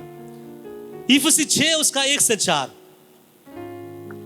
हे बालकों सुनिए, हे बालकों प्रभु में अपने माता पिता के, प्रभु में अपने माता पिता को आज्ञाकारी बनो, आज्ञाकारी बनो, क्योंकि यह उचित है। ये उचित है। आगे, अपनी माता और पिता का आदर अपनी कर। माता और पिता का आदर कर। यह पहली आज्ञा है, ये पहली आज्ञा है, जिसके साथ प्रतिज्ञा भी है, जिसके साथ प्रतिज्ञा है कि तेरा भला हो, तेरा भला हो और तू धरती पर बहुत दिन जीवित रहे। बस आगे का बाद में पढ़ेंगे। कुछ बच्चों को ऐसा लगता है, कुछ बच्चों को, बच्चे मतलब मैं बोलना चाहता हूं माँ बाप जिसको जन्म दिया है, चाहे अब जितने भी बड़े हो गए हैं, वो हर कोई अपने माँ बाप के लिए क्या होता है? बच्चे हैं। तो प्रभु कहता है हे बालकों प्रभु में अपने माता पिता के क्या रहो? आज्ञाकारी। हाँ, तो यहाँ जितने बच्चे, मैं भी बच्चा हूं किसी का, जरूर मैं किसी का पिता हूं, लेकिन साथ ही साथ मैं किसी का बच्चा हूं। मेरा माँ है, मेरा पिता है। तो बाइबल कहता है अपने माँ बाप का क्या करो? आज्ञाकारी बने रहो। और आगे लिखा क्योंकि यह उचित है। ऐसा होता है कि बहुत लोग अपने प्रभु के साथ ये बोलता तो है, प्रभु के साथ बोलता है प्रभु मुझे शक्ति दे, मुझे बल दे, इस मुसीबत के ऊपर जो शैतान का आक्रमण है मैं लड़ूं और जीत जाऊं। लेकिन प्रभु कहता है बेटा तू मलयुद्ध में लड़ ही नहीं पाएगा, क्योंकि तेरे माँ बाप के साथ रिश्ता अच्छा नहीं है। तो कैसा रहना चाहिए अपने माँ बाप के साथ? आज्ञाकारी। आजकल का जो जनरेशन है ना, बोलते हैं जेड जनरेशन है, कुछ है जेनजी जनरेशन है आजकल का जो नाम चल रहा है। और आजकल का जेनजी जनरेशन माँ बाप को मूर्ख समझते हैं। क्या बोलते मालूम है? बुढ़ा सटिया गया है, बुढ़ी सटिया गया है। और जब माँ बाप बोले बेटा वहां नहीं जाना, बेटी वो मत करना, बेटा वो मत देखना, बेटी वहां पे मत छूना, तो वो अपने दोस्तों के साथ बोलता है जाने दे यार, मेरा माँ बाप बूढ़ा बूढ़ी हो गया, सटिया गया है। उनको क्या पता कि हमारे युग में क्या चल रहा है। वो पुराने ख्यालात के हैं भैया, वो जितने भी ख्यालात के हैं, लेकिन खुदा ने उसको आपको माँ बाप बनाया। जब माँ बाप बनाया है, आपको उसके अधीन आना बहुत जरूरी है। और प्रभु कहता है उसके आज्ञाकारी बनो। क्या बनो? किसके? अपने माता पिता का। अगर आपके माँ बाप जिंदा है तो धन्यवाद दो प्रभु का। अगर वो मर गए हैं तो याद करो कि आपने उसके लिए क्या किया। अगर ये वचन आपको अब मिल रहा है जब आपके माँ बाप नहीं है, कोई बात नहीं है, लेकिन अगर माँ बाप है, बाइबल कहता है अपने माँ बाप के आज्ञाकारी बनो। मैं अगर मेरे माँ बाप का ना सुनूं और मैं प्रभु के सामने बैठूं और दुष्ट आत्मा के लिए लड़ने के लिए सामर्थ मांगू, तो खुदा कहेगा बेटा तू तैयार नहीं है, तू बलवंत नहीं है मेरे औजार को उठाने के लिए। मैं बोलूंगा प्रभु क्यों? प्रभु कहेगा क्योंकि तू अपने माँ बाप का आज्ञा। इसलिए जितने बच्चे पड़े हुए हैं, एक बात याद रखो, हमको अपने माँ बाप का क्या करना है। हाँ, कभी मत बोलना पुराने ख्यालात का माँ बाप है, ओल्ड फैशन न्यू फैशन। ये ओल्ड और न्यू फैशन दुनिया ने लाया है। किसने लाया है? दुनिया ने। और आजकल लोग माँ बाप को पसंद नहीं करते। अगर माँ बाप अपने बेटे बेटी से बोले बेटी तेरे लिए लड़का ठीक नहीं, बेटा तेरे लिए लड़की ठीक नहीं है, आपको नहीं पता आपको शादी करना है कि मुझे शादी करना है। और ऐसे कई लोग जब विवाह करते हैं, बाद में उनका हाथ यहां जाता है और एक मोमेंट तो आता है जब वो कहता है हाय मैंने मेरे सिखाने वालों के विरुद्ध में मैंने काम किया। आपका माँ बाप कौन है पता है? जिसने आपको पैदा किया है तो ज्ञान भी दे सकता है। याद रखिएगा, अगर आपके माँ बाप ने आपको पैदा किया है तो आपको ज्ञान दे सकता है। लेकिन आजकल के कुछ लड़के, आजकल की कुछ लड़कियों को लगता है मेरे माँ बाप के आज्ञाओं को मानकर कोई फायदा नहीं होने वाला, मेरी मर्जी चलेगी, मुझे जो पसंद है वो चलेगा। माँ बाप कहता है बेटा ये कपड़ा मत पहन, तो घर से तो वही कपड़ा पहन के जाएगा जो माँ बाप ने चाहा है, लेकिन बैग के अंदर एक और कपड़ा रहता है, बाथरूम जाती है और चेंज करती है और वो पहन के घूमते ही। लड़के भी ऐसे हैं, माँ बाप बोलता है बेटा मैंने तुझे देखा था सिगरेट पीते हुए, मत पी, तो बोलता हाँ पापा नहीं पिएंगे। बाद में जब पीता दोस्त पूछते कि क्यों पीता है, अरे छोड़ उन लोगों के समय थोड़ी सिगरेट था। और ऐसा करके जमाना क्या हो रहा है, बढ़ रहा है। हमें बताना चाहता हूं ऐसे मसीह बच्चे जो हमारे बीच में भी है, आप लोग जब खुदा के पास जाओगे, आपके ऊपर जब शैतान का आक्रमण होगा, आप जब दुआ करोगे, लॉर्ड बोलेगा नहीं है तुम में योग्य, और तुम हारोगे, तुमको खुद शैतान हराएगा, तुमको शैतान पीसेगा, क्योंकि तुम मेरे औजार को उठाने के लायक नहीं हो। इसलिए बोलना चाहूंगा अपने माँ बाप से प्रेम करो। क्या करो? प्रेम करो। अगर वो जिंदा है गले लगाकर प्रेम करो, क्योंकि हर किसी को दुनिया छोड़ के जाना है। कब चला जाएगा नहीं पता। एक बार मैंने देखा एक वीडियो, मेरे वाइफ के साथ देख रहा था, मुझे बहुत उसमें दुख लगा। एक माँ है, बहुत उम्रदार है, करीबन उसका 80-85 हो गया।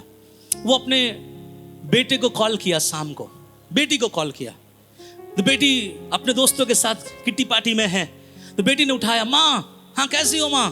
माँ ने बोला बेटा तुम क्या कर रही हो? बूढ़ी मम्मी है। नहीं मम्मी अभी रखो, मैं रात को घर आके आपको कॉल करूंगी। मम्मी बोला ठीक है बेटा, रख देता है। रात को 11-12 बज जाता है, उसका माँ 11-12 बजे तक उसके सामने बैठी हुई है कि मेरा बेटा घर आएगा मुझे कॉल करेगा। रात को कॉल नहीं आता है, क्योंकि रात को जब कॉल करने वो जाती है तो उसका हस्बैंड बोलता है छोड़ना, रात हो गया सुबह कर लेना। और जब सुबह ये कॉल करती है अपने मम्मी को, उसका मम्मी कॉल नहीं रिसीव करती। 1 बार 2 बार 3 बार कोई कॉल रिसीव नहीं होता। फिर पड़ोसी को जब कॉल करता, पड़ोसी जब आता है, दरवाजा अंदर से बंद है, तोड़ता है और देखती है उसका माँ रात में सोकर गुजर गई। फिर वो औरत आई और आके उसके माँ के सामने पांव पकड़कर क्या बोलते हैं, आंसू बहाकर रोना स्टार्ट कर दिया। तो मोरल ऑफ द स्टोरी क्या है? समय सबके साथ वैसा नहीं चलता जैसे आप और मैं क्या करते हैं, सोचता हूं। पकड़ लो अपने माँ बाप को और ऐसा मन में प्रण लो कि मेरी जिंदगी की हर मोहब्बत से ज्यादा मेरा पहला मोहब्बत कौन होना चाहिए? मेरे माँ बाप। क्योंकि वो जब अगर मुझे बोले तो मेरे लिए कोई भी खराब नहीं बोलेगा। इसलिए प्रभु का वचन कहता है आज्ञाकारी बनो। और जो बच्चे आज्ञाकारी है वो खुदा की उपस्थिति में जब बैठता है वो बलवंत होता है, वो सामर्थ से भरता है। और जब वो सामर्थ से भरता है वो परमेश्वर के औजारों को उठाने के लायक होता है। मैं चैलेंज करता हूं, यहाँ पे जितने भी ऐसे बच्चे होंगे जो अपने माँ बाप को आदर नहीं देते होंगे, मैं एकदम बॉन्ड पेपर में लिख के दे सकता हूं, उसका जिंदगी कभी आशीषित नहीं हो सकता, कभी नहीं। क्यों मालूम है? सुन लीजिए, अपने माता और पिता का आदर करना यह पहली आज्ञा है जिसके प्रतिज्ञा भी है कि तेरा भला हो और तू धरती पर बहुत दिन जीवित रहे। हालेलुया। बहुत दिन जिंदा रहना है, क्या करना है? माता पिता। बहुत दिन जिंदा रहना है, क्या करना है? आराधना करते रहना प्रभु का। प्रभु कह रहा है बहुत दिन जिंदा रहना कि काम करना मेरे बच्चे, अपने माँ बाप का आदर करना, अपने माँ बाप को, उसके आज्ञाओं को मानना, अपने माँ बाप के चरणों में लिपटे रहना, उनके इच्छाओं पे चलना, अपनी मर्जी पे नहीं। इसलिए यहाँ पे लिखा गया तेरा भला हो और तू बहुत दिन तक। इसको उल्टा कर लो, जो बच्चे अपने माँ बाप का आदर नहीं करता, मानता नहीं, उस बच्चों के साथ क्या होगा? सिंपल है, भला नहीं भैया, क्या होगा? बुरा होगा, और बहुत दिन तक जीवित नहीं रहेगा। थोड़े समय पे तेरा नंबर का बस पकड़ के निकल लेगा। वो कहां जाएगा किसी को नहीं पता। मेरे एक चाचा था, अपने जवानी की उम्र में विवाह नहीं किया उसने। वो अपने माँ को तिरस्कृत करता था, अपने भाई को गाली देता था, और सब उससे बहुत परेशान था। उसको लोग बोलते थे अरे अपने माँ को तो कम से कम प्यार कर ले। वो माँ तक को हाथ उठाया, मारता था। ये देखकर हमें बहुत बुरा लगता था। उस समय हम बहुत छोटे छोटे थे, लेकिन एक समय ऐसे आया, आखिरी समय पर वो पागल सा हो गया। मैं उससे हॉस्पिटल में जब मिलने गया, मेरे चाचा से मैंने बात किया, और मेरा चाचा पीने वाला था, तो मैं सोचा कि उनको शायद कुछ खाने का मन हो रहा था। मैं कुछ पैसा निकाल के उसको दिया, और सुनने में आया कि जो जो उसको पैसा दिया, वो पैसा को लिया नहीं, पैसा को लेके खेल रहा था, पागल हो गया, और बहुत कम उम्र में दुनिया छोड़कर। भैया खुदा का वचन है, झूठ नहीं बोलता। डरना है तो डर लो, नहीं तो बाद में डरने का समय नहीं मिलेगा। हम लड़ना चाहते हैं ना शैतान से, पहले अपने माँ बाप को आदर करना सीखो, अपने पिता का आदर करना सीखो, माँ को आदर करना सीखो। ऐसे कभी कभी आपके माँ बाप आपके सामने ख्वाहिशें रखेंगे, आपके सामने मन रखेंगे, बेटा बेटी ये वो। और इतना बता दो, जब माँ बाप बड़े हो जाते हैं, बच्चे उनके लिए माँ बाप जैसा बन जाते हैं। नहीं समझ रहे? माँ बाप जब आपको पैदा करता है तो एक समय होता है कि माँ बाप आपको पैसे देंगे, खिलाएंगे पिलाएंगे, सब कुछ रखेंगे। एक समय ऐसे आता है जब आप बड़े हो जाते हैं, आपका माँ बाप कमाना धमाना छोड़ देता है, तो उस हालात में आपके माँ बाप के लिए आप माँ बाप बन जाते हो। तो वो आपसे आशा करता है बेटा बेटी। तो उस समय हमको क्या करना है? नहीं है, हम नहीं कर सकते। हमें गाड़ी भाड़ा कर देंगे, आप चले जाना डॉक्टर के पास। लोग जैसे बोलते हैं आजकल, मैं मेरे दोस्त को भेज दूंगा, वो देख लेगा आपको। आपको नहीं मालूम मेरे ऑफिस का समय हो रहा है, आपको नहीं मालूम आपका क्या घटिया सोच है माँ, आपको नहीं मालूम आज के जमाने में लोग ऐसे कपड़े पहनते हैं। माँ कहता नहीं बेटा हमारे यहाँ पे नहीं ऐसा पहना करता, नहीं आपको नहीं मालूम, आप पुराने ख्यालात के लोग हैं। और माँ बाप के रिश्तों को ठुकरा कर मसीह बच्चे जो आजकल दौड़ रहे हैं ऐसे दुनिया में, जब वो आके दुआ करता है, शैतान उसके ऊपर इतना हावी होता है क्योंकि वो बलवान अभी तक हुआ ही। इसलिए मैं तो बोलता हूं, जिंदा है माँ बाप, कदर करो, क्योंकि एक दिन देने वाला फल कल सूखेगा, और कल सूखने वाला पेड़ गिर भी जाएगा। फिर वो पेड़ जो इसको बुराई करता था वो भी बढ़ेगा, और वो भी सूखेगा, और वो भी क्या हो जाएगा? गिरेगा। और एक कहावत आपने सुना है, इस दुनिया में जो जैसा करेगा वो वैसा पाएगा। कैसा करेगा? बस इतना रखो, अगर आप में से जितने भी यहाँ भाई बहन लोग बैठे हुए, अगर आपको ऊंचा जीना है, लंबा समय तक जीना है, अपने माँ बाप का कदर करना स्टार्ट करो, आज्ञा मानो, आदर करो, प्यार करो। और ये इसीलिए है, ये कनेक्टेड है आत्मिक युद्ध के साथ। ये फैमिली नहीं है, ये कनेक्टेड है। क्यों? क्योंकि खुदा देखता है कि मेरे योग्य है कि नहीं मेरा औजार उठाने के लिए। समझे? सब बोले हालेलुया। हम टीचर क्या बोलते हैं, मदर्स डे में, फादर्स डे में अपने माँ बाप के साथ अच्छा करते हैं, बहुत अच्छा करो, मना नहीं है। लेकिन कभी कभी अपने माँ बाप को अलग से भी लेके जाओ और दुआ कराओ, मतलब जाओ, उनको जो मन है, जो चाहिए उनको लाकर क्या करो, दो। क्यों? अब वो एक समय आ चुका है, आप उसके लिए माँ बन गए, आप उसके लिए पिता बन गए, तो अभी वो आपसे आशा करेगा। और ये मेरा आज्ञा नहीं है, ये खुदा के कलाम में है। क्या लिखा गया है? अपनी माता और पिता का आदर कर, इससे तेरा भला होगा और तू बहुत दिन तक क्या होगा? जीवित रहेगा। हालेलुया। क्या हम ऐसा बढ़ रहे हैं अपने माँ बाप के अधीन? है ना? एक बच्चा के बारे में बताऊं, एक बच्चा को लेके गया उसका बाप ने, 3 दिन चलाया और पहाड़ में लेके गया। जब लेके गया, उस बच्चे ने पूछा, पापा यहाँ पे आग है, यहाँ छुरी है, लकड़ी है, लेकिन बलि वेदी के लिए बलि वस्तु कहाँ है? बाप ने कहा तू है। तो उसने बोला मैं हूँ। Yes Lord I surrender you, मैं तुझे समर्पित करता हूँ। ऐसा बेटा बने इसहाक जैसा। या अगर आपका बाप आपको मारने तक आ जाए, आप बोले अगर तू मारेगा पिता, अगर आप मारोगे, तेरा आपका बेटा आपके लिए जीवन देने के लिए तैयार है। ऐसा कोई बाप नहीं करेगा। मैं बताना चाहता हूं, कोई बाप अपने बेटे का जीवन नहीं लेगा। लेकिन इसहाक से सुनिएगा, इसहाक के बारे में बोला गया, जब इसहाक को पता चला कि मैं ही हूं वो बलि वस्तु, तो लिखा गया वहां पे इसहाक वहां से भागा नहीं, इसहाक वहां से हटा नहीं, दौड़ नहीं लगाया कि पता है इसहाक को मालूम था मेरे बाप ने जो सोचा है मेरे लिए अच्छा सोचा होगा। अरे जो पैदा किया है उसके ऊपर अधिकार तो दो, आपको अधिकार करे। आगे 4 वचन सुनिए क्या लिखा है। हे बच्चे वालों, अब माता पिता के बारे में बात कर रहा है परमेश्वर। हे बच्चे वालों, हे माँ बाप, अपने बच्चों को रीस न अपने दिलाओ, बच्चों को रिस ना दिलाओ, परंतु प्रभु की शिक्षा और चेतावनी देते हुए उनका पालन पोषण करो। अभी बच्चे को माँ बाप को भी बोल रहा है। सुनिए, हम जितने माँ बाप यहाँ हैं, हमारा रिश्ता क्या अपने बच्चों के साथ मालूम है? यहाँ लिखा क्या गया है? हे बच्चे वालों, अपने बच्चों को रिस ना दिलाओ, गुस्सा ना दिलाओ, उसको उस मुकाम तक मत लाओ कि वो गुस्से में कुछ कर दे। लेकिन क्या लिखा गया आगे में? लिखा गया है परंतु प्रभु की शिक्षा और चेतावनी देते हुए उनका पालन पोषण करो। हाँ, प्रभु की शिक्षा दो। किसको दो? अपने बच्चों को। वही कर रहे हैं अभी अब वहां पे बच्चों को बैठाकर, और इसी के लिए मैं कुछ अनाउंस भी करूंगा आपके सामने। तो हमारा काम भी है अपने बच्चों को रिस्क नहीं दिलाना। वो आपका बच्चा, आप कभी कभी कोई बाप माँ बोलता है तो मैं पैदा नहीं करता, दुनिया में नहीं आता, ये सच है, लेकिन क्यों बोलना अपने बच्चों को? आपको पता है एक साइकोलॉजी है, साइकोलॉजी लोगों ने एक बात बोला, कभी अपने बच्चों को ये ना बोले तू मेरा तेरे पीछे जो मैं पढ़ाई का पैसा लगा रहा हूं सब बर्बाद हो गया। हम बोलते हैं ना, तू गधा है, तुझसे अच्छा तो उसका बेटा है, तुझसे अच्छी उसकी बेटी है, जिसके माँ बाप को इतना ये करता है। कभी अपने माँ बाप अपने बच्चों को ये बातें ना, रिस्क मत दिलाओ। ये हमारा भी कर्तव्य है। अगर आपके बच्चे आपको आदर दे रहे हैं, रिपीट में आपको उनको खुदा में प्रेम से सिखाने की आवश्यकता है। कुछ बच्चे ऐसे होते हैं, कुछ माँ बाप ऐसे होते हैं जो अपने बच्चों को छोड़ देते हैं। खुद खाओ, खुद पकाओ, खुद देख लो, कहीं जाना है खुद कर लो, हमारे पास समय नहीं है। और ऐसा आज दुनिया में ऐसा हो गया, माँ और बाप बच्चों को छोड़ के इंस्टाग्राम में पड़े हुए, बच्चे कहाँ जा रहा है, क्या कर रहा है, किसी को नहीं पता। बाइबल में एक बात लिखा गया है, बोलता है अपने बच्चे वालों को रिश्त ना दिलाओ, परंतु प्रभु की शिक्षा चेतावनी देते उनका पालन पोषण करो। आपके बच्चों को पालन पोषण कब तक करना है? जब तक आपके बच्चे मैच्योर नहीं हो पाता, तब तक आपको उसको बढ़ाना है। कैसे?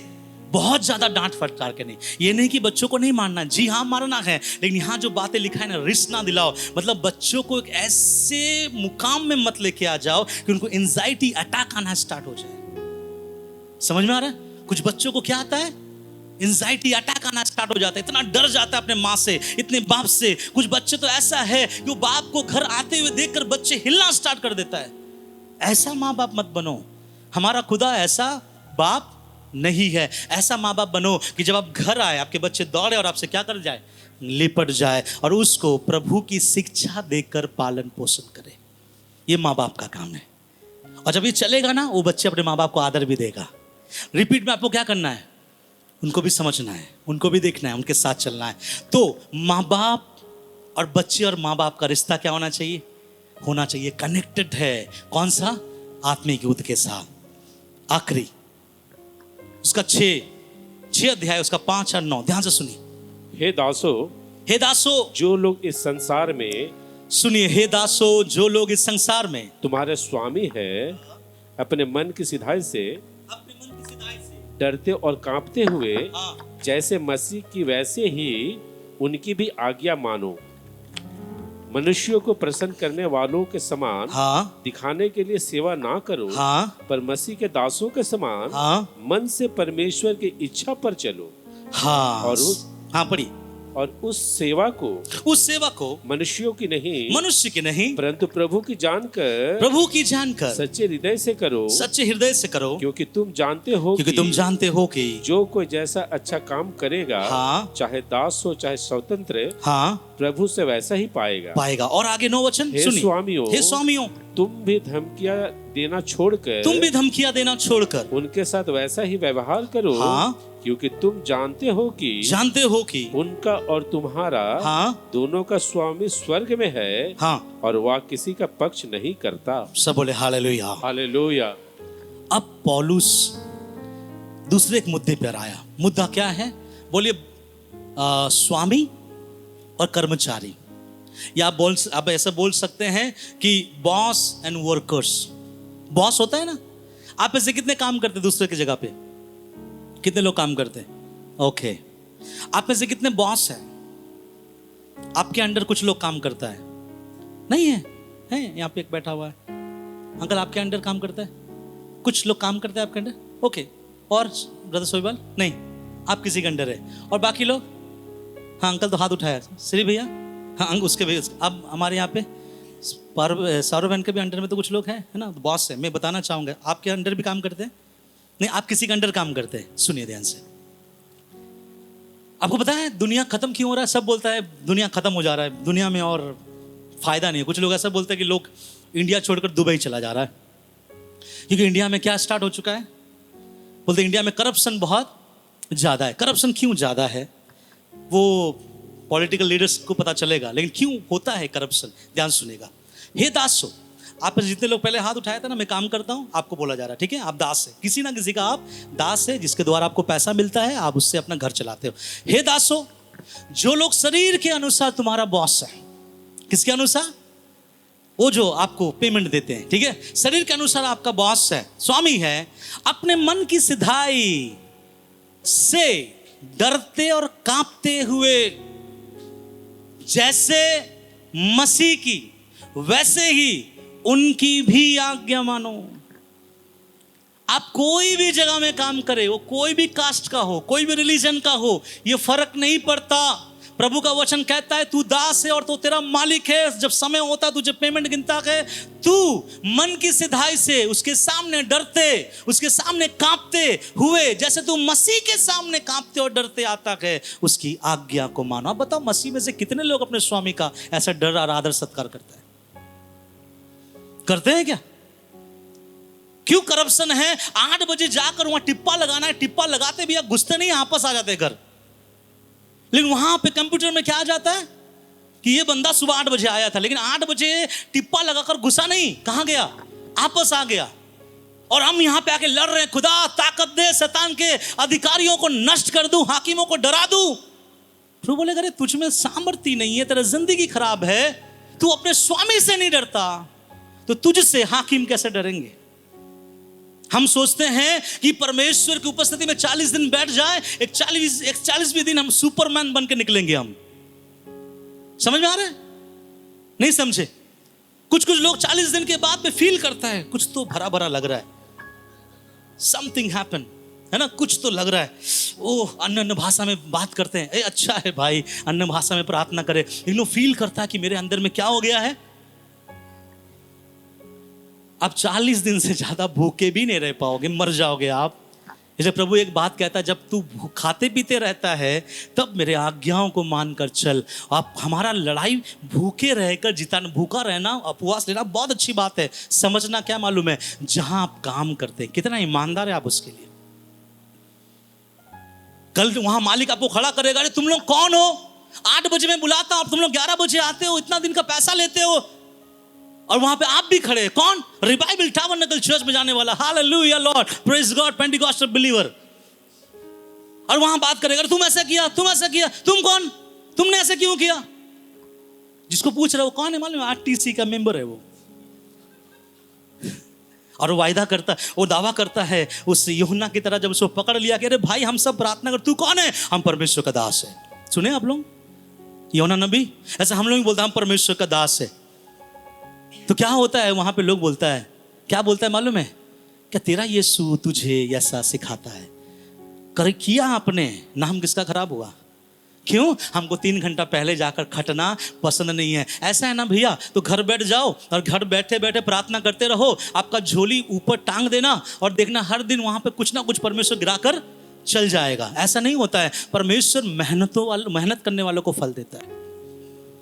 और हमारा काम क्या है? अपने स्वामी के अधीन रहना। अगर उसने आपको ऐसा बोल दिया है, देखो भाई मैं 15,000 रुपये तुमको दूंगा, 8 बजे से 2 बजे तक तुमको काम करना है, शाम 6 बजे से रात को 10 बजे तक काम करना है, अपने जीवन के अंदर लिख लेना है कि उस स्वामी के अधीन, खुदा के अधीन जैसा उसे रहना है मुझे। क्यों? अगर आगे आप पढ़ के देखेंगे क्या लिखा है मालूम है? तू चिंता मत कर, तेरा फल मैं दूंगा। कौन देगा? आप में से बहुत लोग काम किए होंगे, आपका बॉस ने आपको पैसा नहीं दिया ना, लेकिन आपको नहीं पता एक ऊपर बॉस बैठा है, आपका नाम लिख के रखा है, जब मौका मिलेगा आपका पैसा सूद समेत लौटाएगा। हालेलुया। क्यों मालूम है? जो भलाई करता है उसके पीछे कभी बुराई नहीं आएगा। लिखा गया है उसको आज्ञा मानो और मनुष्य को प्रसन्न करने वालों की नाई दिखाने की सेवा ना करो। यहां गप्पे चल रहा था, बॉस अभी तक आया नहीं। जैसे सुना बॉस का गाड़ी रुका, वो झाड़ू वाला झाड़ू पकड़ लिया, पोछा वाला पोछा पकड़ लिया, जिसका हाथ में बाल्टी नहीं था कहीं से बाल्टी जुगाड़ करके पोछना स्टार्ट कर दिया। मालिक आया, अरे क्या मेरा लोग सच में काम करता है। इन लोगों को नहीं पता कि मालिक घुसने से पहले सीसीटीवी देखकर घुसा है। अन्य जाति करे चलेगा, हम कौन है? वो पोछा लगाने के बाद आपको अपने घर के लोगों के साथ बैठकर अंधकार की ताकतों के साथ लड़ना है। आपको उस हाकिमों को हराना है, उस दुष्टता के आत्मिक सेनाओं को हराना है। हम कहाँ बलवंत बन रहे हैं, हम कहाँ तैयार हो रहे हैं? हम तो लोगों के साथ वो भी जैसा चल रहा है हम भी क्या कर रहे हैं वैसा चल रहे हैं। समझ में, मेरे बातों को समझ में आ रहा है? लिखा गया है तू उसके अधीन रहना, दिखाने के लिए ऐसा ना करो, पर मसीह के दासों की नाई मन से परमेश्वर की इच्छा पर चलो। किसके समान? मसीह के दासों की नाई। और देखिए, और उस सेवा को मनुष्य की नहीं परंतु प्रभु की जानकर सो इच्छा से करो। अरे आप रांदा मारते हो, वो किसी का लकड़ी क्या कुछ काम कर रहे हो, किसका कर रहे हो? किसका कर रहे हो? आप किसी का घर के बाथरूम के ईंट को लगा रहे हो। हमको लगता है उस बहन वो भाई मुझे पैसा देगा, परंतु बाइबल कहता है नहीं नहीं, तू मेरा काम कर रहा है। ऐसा सोच के कभी आप काम किया है? हम मसीह ने बोले अरे वो तो अन्य जाति है, अरे वो हमारे विश्वास वाले लोग नहीं है, उसके यहाँ पे काम करेंगे, बाकी जगह में 5 क्या बोलते हैं उसको, 5 कटोरा ये मिलाते हैं बालू, और 5 कटोरा 7 कटोरा बालू मिलाकर और 1 कटोरा सीमेंट मिला देंगे चलेगा। मसीह भाई के घर में जाएंगे तो 5 कटोरा बालू और 1 कटोरा सीमेंट, टाइट। ऐसा नहीं, बाइबल में लिखा गया है। क्या लिखा है? ध्यान सुनेगा, मेरे मन से नहीं बोल रहा हूं, 7 वचन। और उस सेवा को हाँ मनुष्यों की नहीं, उस सेवा को मनुष्य की नहीं परंतु प्रभु की जानकर हाँ सच्चे हृदय से करो। आप किसी के घर में भी कपड़े धो रहे हैं, किसी के घर में भी बर्तन मांज रहे हैं, किसी के गाड़ी को चला रहे हैं, किसी के लिए पलंग बना रहे हैं, किसी के लिए फल बेच रहे हैं, किसी के लिए काम कर रहे हैं, बी ऑनेस्ट। कैसा रहो? Be honest. क्यों पता है? आपका यही ऑनेस्टी काम में आएगा मलयुद्ध के समय। खुदा देखता है। मैंने कुछ दिन पहले आपसे कहा था कि जब आप रूम के बंद करके जाके दुआ करते हैं, आपका दुआ सुनाई नहीं जाता, आपका खुदा दुआ देखता है। क्या देखता है? यही सब चीज देखता है। देखता है कि आपका रिलेशनशिप लोगों के साथ कैसा है, आपके बॉस के साथ कैसा है। कुछ लोग अपने बॉस के साथ रात में लड़ाई करके आया, सुबह में हाथ उठाकर हालेलुया बोल रहे हैं, और जो लाखों करोड़ों दुष्ट आत्माएं हैं आप ही के पीछे ना पड़ेगा। और लोग आके बोलते प्रार्थना कीजिए पास्टर जी, सर पे दर्द है, प्रार्थना कीजिए यहाँ पे दर्द है, पता नहीं बीमारी हट ही नहीं रहा है। भैया हटेगा कहाँ से, कि तुम भी तो कुछ चीजों से हट नहीं रहे हो। मैं जो बता रहा हूँ स्पिरिचुअल फैक्ट बता रहा हूँ। ये पौलुस ने कहा, क्या लिखा है? ऐसा मत करो। आप सुनिए, जिन्होंने हाथ उठाया आप बॉस है। हर कोई बॉस होता है, आप में से हर कोई बॉस होता है, मैं भी बॉस होता हूँ। कैसे? मैं आपको समझाऊंगा। आपके घर के आगे कुछ घास बढ़ चुका है, आप किसी को बुलाए हैं कि अंकल जी, भाई जी, जो भी है, मेरे घर के सामने घास को क्या कर देना, साफ कर देना, और शाम को मैं तुझे दूंगा। तो वो कहेगा शाम को, देखिए आंटी जी, आपके घर के सामने साफ कर दूंगा, पेड़ काट दूंगा, ये कर दूंगा, मैं इसके लिए 500 रुपया लूंगा। आप कहते हैं हाँ बेटा मैं 500 रुपया दूंगा। और वो पूरा काम काज करता है, और ठीक जब 12 बजता है तब आंटी अपने घर में जाती है, और आंटी घर में जाके अपने हस्बैंड से फुसर फुसर बात करती है और बोलता है क्या खिलाए, क्या खिलाए, क्या खिलाए। तो हस्बैंड और दोनों आपस में बोलता है, अरे परसों का जो खाना पड़ा होगा ना फ्रिज में, वो उठा के गर्म करके क्या कर दो, दे दो। और उसको गर्म करके उस भाई को हम देते हैं जो हमारे लिए बाहर काम कर रहा है। अब वो स्वामी है, वो अब हमारा दास है, मैं उनका क्या बन गया, एटलीस्ट 1 डे के लिए हमको स्वामी बन गए। और हमने उसके साथ कौन सा खाना दिया? देखता है मेरा खुदा, प्रभु निहारता है अपने लिए ताजा खाना। और जो आपके घर में काम कर रहा है उसके लिए। मेरा भाई अजय एक जगह काम करता था, और जब काम करता तो उन्होंने कहा चिंता नहीं होगा, यहाँ पे आपका बेटा काम करेगा, अच्छे से बढ़ेगा। हमने भी सोचा चलो मेरा भाई को एक अच्छा काम मिला है। जब मेरा भाई काम कर करके 12 बज गया, जब जाके पूछा कि मुझे थोड़ा भूख लगा है, खाने के लिए दीजिए, तो मेरे भाई को उन्होंने खाने के लिए दिया, जिसको बंगला में बोलते पांतो भात, उड़िया में बोलता है पोखाल भातो, है ना, पानी भात जिसको बोलते। चलो कोई बात नहीं, वो भी खाने की चीज है, खाया जाता है, हम लोग भी खाते हैं उसको। लेकिन उस पानी भात के ऊपर कुछ चींटियां रेंग रही थी, और पता चला कि वो खाना अकल का पुराना नहीं है, वो तो परसों तक नरसों का पुराना है। और ऐसा करने वाला मसीह लोग था। ऐसे अनेकों बार मैंने सुना है, कोई विश्वासी आया, एक विश्वासी आया, वहां बैठा था, उस विश्वासी चर्च से पहले आया, तो कुछ लोगों ने उनके लिए क्या कर दिया पता है? अरे तुम आए पहले, तो उनके लिए कुछ लाके दे दिया, इडली लाके दिया। क्या लाके दिया? इडली लाके दिया। अच्छा, वो इडली खा रही थी वो लड़की, तो उसको महसूस हुआ कि इडली पुराना है, बासी है, गंद आ रहा है। आपको बताया वो तो लड़की आज तक उद्धार में नहीं आई। और हम किससे लड़ने की बात कर रहे हैं?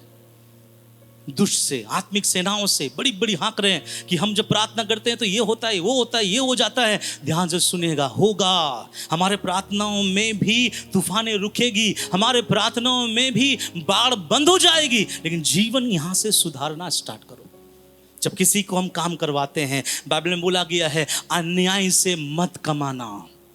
अगर वो शाम हो जाएगा, एक तो मैंने उसको खराब खाना खिलाया, शाम हो गया, बोला आंटी देखिए यहाँ पे घर साफ कर दिए, आंटी उसको निकाल कर दे रही है 200 रुपया।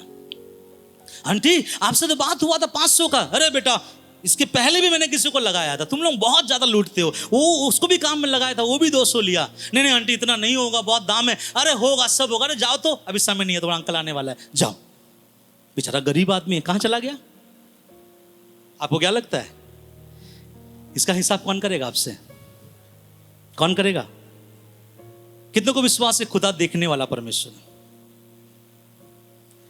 तो वो हर एक चीज देखता है जो आप दिमाग में सोच नहीं पाते हैं। तो प्रभु क्या बोल रहा है मालूम है? इस घटना के बाद जब वाला चीज हो चुका है, हमारे अंडर भी अगर कोई काम करे, वो इंसान है, वही खिलाओ जो आप खा रहे हो, पुराना नहीं। अरे लाओ एक अंडा, फोड़ो उसको, ऑमलेट बनाओ, उसको दो, तब देखो परमेश्वर काम करेगा। प्रेम करना सीखो, दौड़ना सीखो, लोगों के लिए खटना सीखो, और लोगों को वो आदर दो, क्योंकि वो भी आपके समान कौन है? इंसान है। भले ही आपके सामने काम आया है, और जो दाम में उसके साथ आपने तय किया है, वो दाम शाम जब होता है उसको गिन कर दे देना, भले आपका घाटा हो जाए। बाइबल में ऐसा लिखा गया, धर्मी जब मुंह से बोलता है तो धर्मी उससे पीछे नहीं हटता। धर्मी ने बोल दिया शाम तक मैं 6,000 रुपया दूंगा, तो आप जब खत्म होगा, भले ही वो काम 500 का है, आपको 6,000 देना पड़ेगा, क्योंकि आप खुदा के वचन के अनुसार कौन है? समझ रहे हैं मेरे बातों को? कितने समझे? इसे लिखा गया, हे स्वामियों, धमकियां छोड़कर उनके समान वैसा ही व्यवहार करो, क्योंकि तुम जानते हो कि उनका, तुम्हारा दोनों का स्वामी स्वर्ग में है। हालेलुया। अब उसके बाद जब आप पढ़ेंगे, तब आपको आप लिखता है पौलुस, इसलिए प्रभु में, उसकी शक्ति के प्रभाव में क्या करो? बलवंत बनो। कैसे बलवंत बनेंगे? इसलिए मैंने पूछा। कुछ लोग बोलेगा दुआ में, प्रार्थना में, नहीं, प्रैक्टिकल लाइफ में बलवंत बने। पत्नियां पति के अधीन रहे, कलीसिया यीशु के अधीन रहे, बच्चे माँ बाप का आदर करे, माँ बाप बच्चों को रिश्ता दिलाए, परंतु प्रभु के आज्ञा के अनुसार शिक्षा देकर प्रभु में आगे बढ़ाए। बॉस अपने कर्मचारियों को सही से पेमेंट दो और सही दाम का पेमेंट दो, उसको इंसान समझो, जानवर नहीं। और कर्मचारी अपने बॉस के आज्ञाओं को खुदा का आज्ञा समझो। कौन सा आज्ञा? 8 से 8 बोलता है तो 8 से 8। आजकल क्या होता है? सिर्फ को पता है क्या होता है आजकल? इसलिए सरकार थोड़ा टाइट हो गया। इसलिए सरकार क्या किया? हटाओ इस सबको, प्राइवेट लेके आओ। अभी प्राइवेट हो गया, लोग बोलते हैं सरकार अच्छा नहीं है। ये जगह में मैं मानता हूं सरकार अच्छा किया है। क्यों? क्योंकि पहले कुछ लोग थे जो लोगों ने गड़बड़ियों को किया है। पता है, एक वीडियो मैंने देखा है, वहां पे एक डीआरएम आया, और डीआरएम आके गुस्सा, और स्कूल में आके बोला टीचर को, आप क्या पढ़ा रहे हैं? 2 + 2 4 होता है, आप 6 क्यों लिखे? आपको सस्पेंड करेंगे। तो टीचर तो मैं हुई नहीं, मेरे दादाजी आज नहीं आया था, मुझे भेज दिया। ओके ठीक है। कौन है तुम्हारा हेड टीचर? कौन है? उसके पास गया, वहां बैठा हुआ था अंदर में। बोला आप कैसे टीचरों को लेके आते? उसका दादाजी काम करता, उसके भतीजे को लेके आई है, हम आपको सस्पेंड करें। सर मैं भी यहाँ का हेड टीचर नहीं हूँ, मेरा फूफा करता था, 2 दिन के शादी में गया, मुझे रखा है। तो पूछा यहाँ का प्रिंसिपल कौन है? तो अंदर बैठा हुआ। प्रिंसिपल को वहां गया था तो बड़ा ठाट में बैठा हुआ है, आपका नाम बताइए, हम आपको अभी सस्पेंशन करेंगे। अरे भैया हुआ क्या है सर? तुम्हारे स्कूल में ऐसा किया जा रहा है, तुम्हारा नाम बताओ। सर माफ कीजिएगा, मैं भी प्रिंसिपल नहीं हूं, तो मेरा ताऊजी है जो अपने बेटी को बाहर छोड़ने गया, इसलिए मैं आया। ऐसा चलता था, इसलिए सरकार ने क्या किया? चेंज। मैं सरकार का तारीफ नहीं कर रहा, मैं बोलना ये चाहता हूं, मसीह अगर ईमानदार हो जाए, ईमानदारी का मतलब क्या मालूम है? खुदा का राज आना स्टार्ट हो जाता है। केवल चर्च में ईमानदार नहीं, करने में ईमानदार, लेन देन में ईमानदार, प्रेम में ईमानदार, पति पत्नी के साथ ईमानदार, बच्चे माँ बाप के साथ ईमानदार, माँ बाप बच्चों के साथ ईमानदार, बॉस कर्मचारियों के साथ ईमानदार, कर्मचारी बॉस के साथ ईमानदार, पास्टर कलीसिया के साथ ईमानदार, कलीसिया पास्टर के साथ ईमानदार। और जब ऐसा चलेगा, याद रखिएगा, हम प्रभु में, उसकी शक्ति के, उसके प्रभाव में क्या बन रहे? बलवंत बन रहे हैं। हालेलुया। और जब बलवंत बन रहे हैं, नेक्स्ट दूसरा कदम आता है, खुदा क्या तू अपना हथियार देगा? तब परमेश्वर स्कैन करेगा, यस तू परफेक्ट है, अब बेटा तू मेरे हथियार को ले, अब मेरे हथियार को ले, और उन शैतान के ताकतों को, हाकिमों को दौड़ा दौड़ा कर तू क्या कर? समाप्त कर। इससे पहले कि हम उससे लड़ाई करें, ये रिश्ता हमारा सही होना जरूरी है। सब बोले हालेलुया। एक आखिरी बात बताकर मैं समाप्त करूंगा। सब जोर से बोले हालेलुया। कुछ लोगों को लगता है कि परमेश्वर कैसे काम करता है। ध्यान से सुनिएगा, मैं बहुत छोटे समय पे मैं बोल के खत्म करूंगा। प्रभु ने एक व्यक्ति को दर्शन दिया था, वो व्यक्ति का नाम था यूसुफ। और प्रभु ने यूसुफ को दर्शन दिया कि बेटा मैं तुझे ना एक दिन बहुत बड़ा करूंगा, इतना बड़ा करूंगा कि तेरे बाप माँ, तेरे पूरे भाई तेरे सामने क्या करेंगे? दंडवत करेंगे। और यही दर्शन को, स्वप्न को यूसुफ ने अपने माँ बाप से बांटा, अपने भाइयों से बांटा। और जैसे बांटा, बाइबल बताता है कि उस यूसुफ का पिता भी उसके दर्शन को नहीं समझा, और यूसुफ का भाई लोग भी उसके दर्शन को नहीं समझा, और उसके विरुद्ध में बात करना स्टार्ट हुआ और बोला तू ऐसा करेगा, हम तेरे सामने क्या करेंगे? दंडवत करेंगे। अब ध्यान से सुनिएगा, दर्शन या आपके बढ़ोतरी को रोकने वाली चीज क्या है पता है? यहां मैंने आपको सिखाया, रिश्ता बहुत इंपॉर्टेंट है। तो यहां पर परमेश्वर ने एक दर्शन दिया। अब यूसुफ को उस दर्शन तक पहुंचना है। उस दर्शन को शैतान उनके जीवन से छीनना चाह रहा था, हटाना चाह रहा था। और हटाने के लिए शैतान ने क्या चीजों को ढाला उसके अंदर? यूसुफ के अंदर नहीं ढाला। किसके अंदर ढाला? उसके भाइयों के अंदर। और भाई लोग उससे क्या करने लगे? बैर करने लगे। अब घर जाके पढ़ के देख लीजिएगा, 36, 37, 38 उत्पत्ति का किताब, वहां ऐसा लिखा गया है। उसके पिताजी ने बोला बेटा जा अपने भाइयों के लिए थोड़ा खाना लेके जा, उसको दे के आना। यूसुफ चला गया। अगर यूसुफ का उसके भाइयों के प्रति क्या होता? नफरत होता, तो बोलता नहीं नहीं मुझसे प्यार नहीं करता, मुझे गाली देता है, मैं नहीं जाऊंगा। लेकिन यूसुफ चला गया। ये चला गया, इसको क्या दर्शाता है? प्रेम। चलो यहां मैं बोलूंगा प्रेम नहीं है, मैं बोलूंगा यहां पे पापा का क्या कर रहा है? आज्ञा मान रहा है। कौन सा पापा का? जो पापा उसको बोला हम लोग तेरे सामने क्या करेंगे? आज्ञा मान रहा है। ठीक है। उसके बाद वो चला गया। जब वहां चला गया, लोगों ने बोला अरे नहीं तेरे भाई लोग तो यहाँ था, नहीं थोड़ी देर पहले क्या हो गया? चला गया। तो यूसुफ को वहां से घर आ जाना चाहिए था, लेकिन यूसुफ वहां से घर नहीं आया। अब जब यूसुफ वहां से अपने भाइयों के पास गया, ये पापा का आज्ञा नहीं, यूसुफ का खुद का प्रेम था भाइयों के लिए। गया। जब गया, मुझे आपको पता है हिस्ट्री क्या है? यूसुफ को पकड़कर कहां डाला? गड्ढे में डाला। अगर आप बाइबल से एक जगह भी आप खोज कर मुझे दिखा दोगे, मैं प्रचार करना बंद कर दूंगा कि इसके भाई लोग जब उसको गड्ढे में डाल रहा था, यूसुफ ने अपने भाइयों को गाली दिया। यूसुफ ने कोसा कि मेरे भाई मर जाएंगे, नष्ट हो जाएंगे। नहीं, यूसुफ ने अपने भाइयों के विरुद्ध में कोसा नहीं, ना गाली बका, ना कुछ। यूसुफ को वहां से पोतीफर के घर बेच दिया। जब वो किसी के स्वामी के अधीन आया, आप देखिएगा उसने अपने स्वामी के विरुद्ध में नहीं आया। उसने ये नहीं बोला मैं इजरायली हूं, किसी के घर काम नहीं करता। बाइबल बताता है पोतीफर के घर में भी खुदा का आत्मा यूसुफ के ऊपर, बोलिए ना, यूसुफ के ऊपर था। उसने यूसुफर को कोसा, पोतीफर को कोसा। आपको पता है शैतान क्या करना चाहता है? शैतान आप लोगों के दर्शन को कैसा बिगाड़ता है मालूम है? रिश्तों में लड़ाई लगाकर। शैतान को पता था अगर यूसुफ अपने भाइयों से चिढ़ना स्टार्ट कर दे तो दर्शन का टूटना स्टार्ट हो जाएगा। रिश्ता उसने अच्छा रखा पोतीफर के साथ। पोतीफर की पत्नी सोचा ये लड़का बहुत अच्छा है, पोतीफर की पत्नी उसके साथ गलत करना चाहा, व्यभिचार से भागा। मौका था उसके पास कुछ करने का, भागा। जेल खाने में भी आप पढ़ के देख लीजिएगा, खुदा का आत्मा उसके ऊपर था। जेलर के साथ, वहां के लोगों के साथ एक अच्छा रिश्ता था, इसलिए एक दिन परमेश्वर उसको वहां का मंत्री बनाया। इसका मतलब क्या मालूम है? भाई लोग उसको कोसे, लेकिन भाई लोगों को वो कोसा नहीं। हमारे अंदर ऐसा स्वभाव है। एक बात याद रखिएगा, आपके अनाउंटिंग को, आपके अभिषेक को क्या चीज खत्म करती है मालूम है? जब आप दूसरों को कोसते हैं। आप जब दूसरों को कोसेंगे ना, समझ जाना, आप जितने भी प्रार्थना करें, आपका अभिषेक क्या होता है? घटना स्टार्ट होता है, कोसना नहीं। यूसुफ ने नहीं कोसा, और यूसुफ को प्रभु जब मंत्री बनाया, एक समय आया कि उसके भाई लोग उसके सामने आए। लिखा गया है कि यूसुफ रह नहीं पाया। यूसुफ अपने आप को प्रकट करने वाला था, वहां से मिस्रियों को हटाया, बाहर किया और चिल्ला कर रोया। मैं तुम्हारा वो भाई हूं जो तुम लोगों ने गड्ढे में ढाल दिया। पढ़ के देखिएगा, वहां पे बाकी भाइयों के हालत खराब हो गए। क्यों? जिसके सामने अभी वो खड़ा है वो यहाँ का मंत्री है, वो चाहे तो अभी उसका धड़ कलम कर सकता है, खत्म कर सकता है। वो डरना स्टार्ट हो गया। लेकिन पता है यूसुफ ने क्या बोला? डरो मत मेरे भाई, मैं तुम्हें मारूंगा नहीं।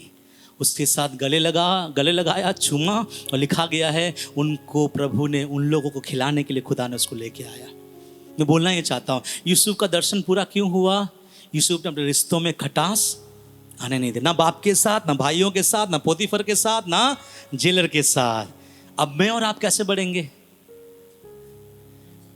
रिश्तों को सही करें। बीबी हस्बैंड का रिश्ता अच्छा हो, माँ बाप के साथ बच्चों का रिश्ता अच्छा हो, और बॉस के साथ कर्मचारी का रिश्ता अच्छा हो। मैं आशा करता हूँ कि ये वचन आप समझे हैं। जब ये वचन को आप समझोगे, गहराई में लोगे, आप तैयार होते हैं। और इफिसी 6:10 एक बार हम सब मिलकर पढ़कर हम समाप्त करेंगे। मैं चाहूँगा स्क्रीन में लगाए, कोई बाइबल में ना देखे, एक स्क्रीन में वचन लगाए। हालेलुया। इसलिए बंगाली में जो पढ़ रहे हैं बंगाली में पढ़े, हिंदी में जो पढ़ रहे हैं हिंदी में पढ़े। एक साथ हम जोर से पढ़ेंगे, ठीक है? वहाँ देख कर, रेडी? 1 2 और 3। इसलिए प्रभु में, उसकी शक्ति के प्रभाव में बलवंत बनो। हालेलुया। कब बनेंगे बलवंत? मैंने आपके सामने लाया। इसलिए याद रखिएगा, लड़ाई वो नहीं जो हमको लड़ना है, लड़ाई से पहले तैयारी होना बहुत जरूरी है ना? जो टूर्नामेंट वगैरह होता है ना, जितने लोग फुटबॉल देखते हैं या क्रिकेट देखते हैं, जो भी देखते हैं, जो टूर्नामेंट वगैरह होता है, आप देखिएगा उस टूर्नामेंट के ग्राउंड में एक प्लेयर उतरने से पहले कितना तैयारी करना पड़ता है। अपने कपड़े बदलते हैं, शूज पहनते हैं, सॉक्स पहनते हैं, टी शर्ट पहनते हैं, बहुत तैयारी करके ये वो पेन पान के उसके बाद वो फील्ड में क्या होते हैं? उतरते हैं। इसको बोलते हैं तैयारी के साथ उतरना। मेरे प्रियो, मैं इस वचन से आपको इतना ही ढाढ़स देना चाहूँगा। एक लड़ाई हमारे लिए है, एक मलयुद्ध है, और इस मलयुद्ध में बहुत सारी बातें हैं। प्रधान नहीं है, प्रधानों हैं। अधिकार नहीं है, परंतु अधिकारों हैं। शैतान के हाकिम नहीं है, परंतु हाकिमों है। अंधकार की दुष्ट सेना नहीं है, परंतु सेनाओं हैं। एक भारी लड़ाई में अगर मुझे आपको लड़ना है, रिश्तों को सही कीजिए।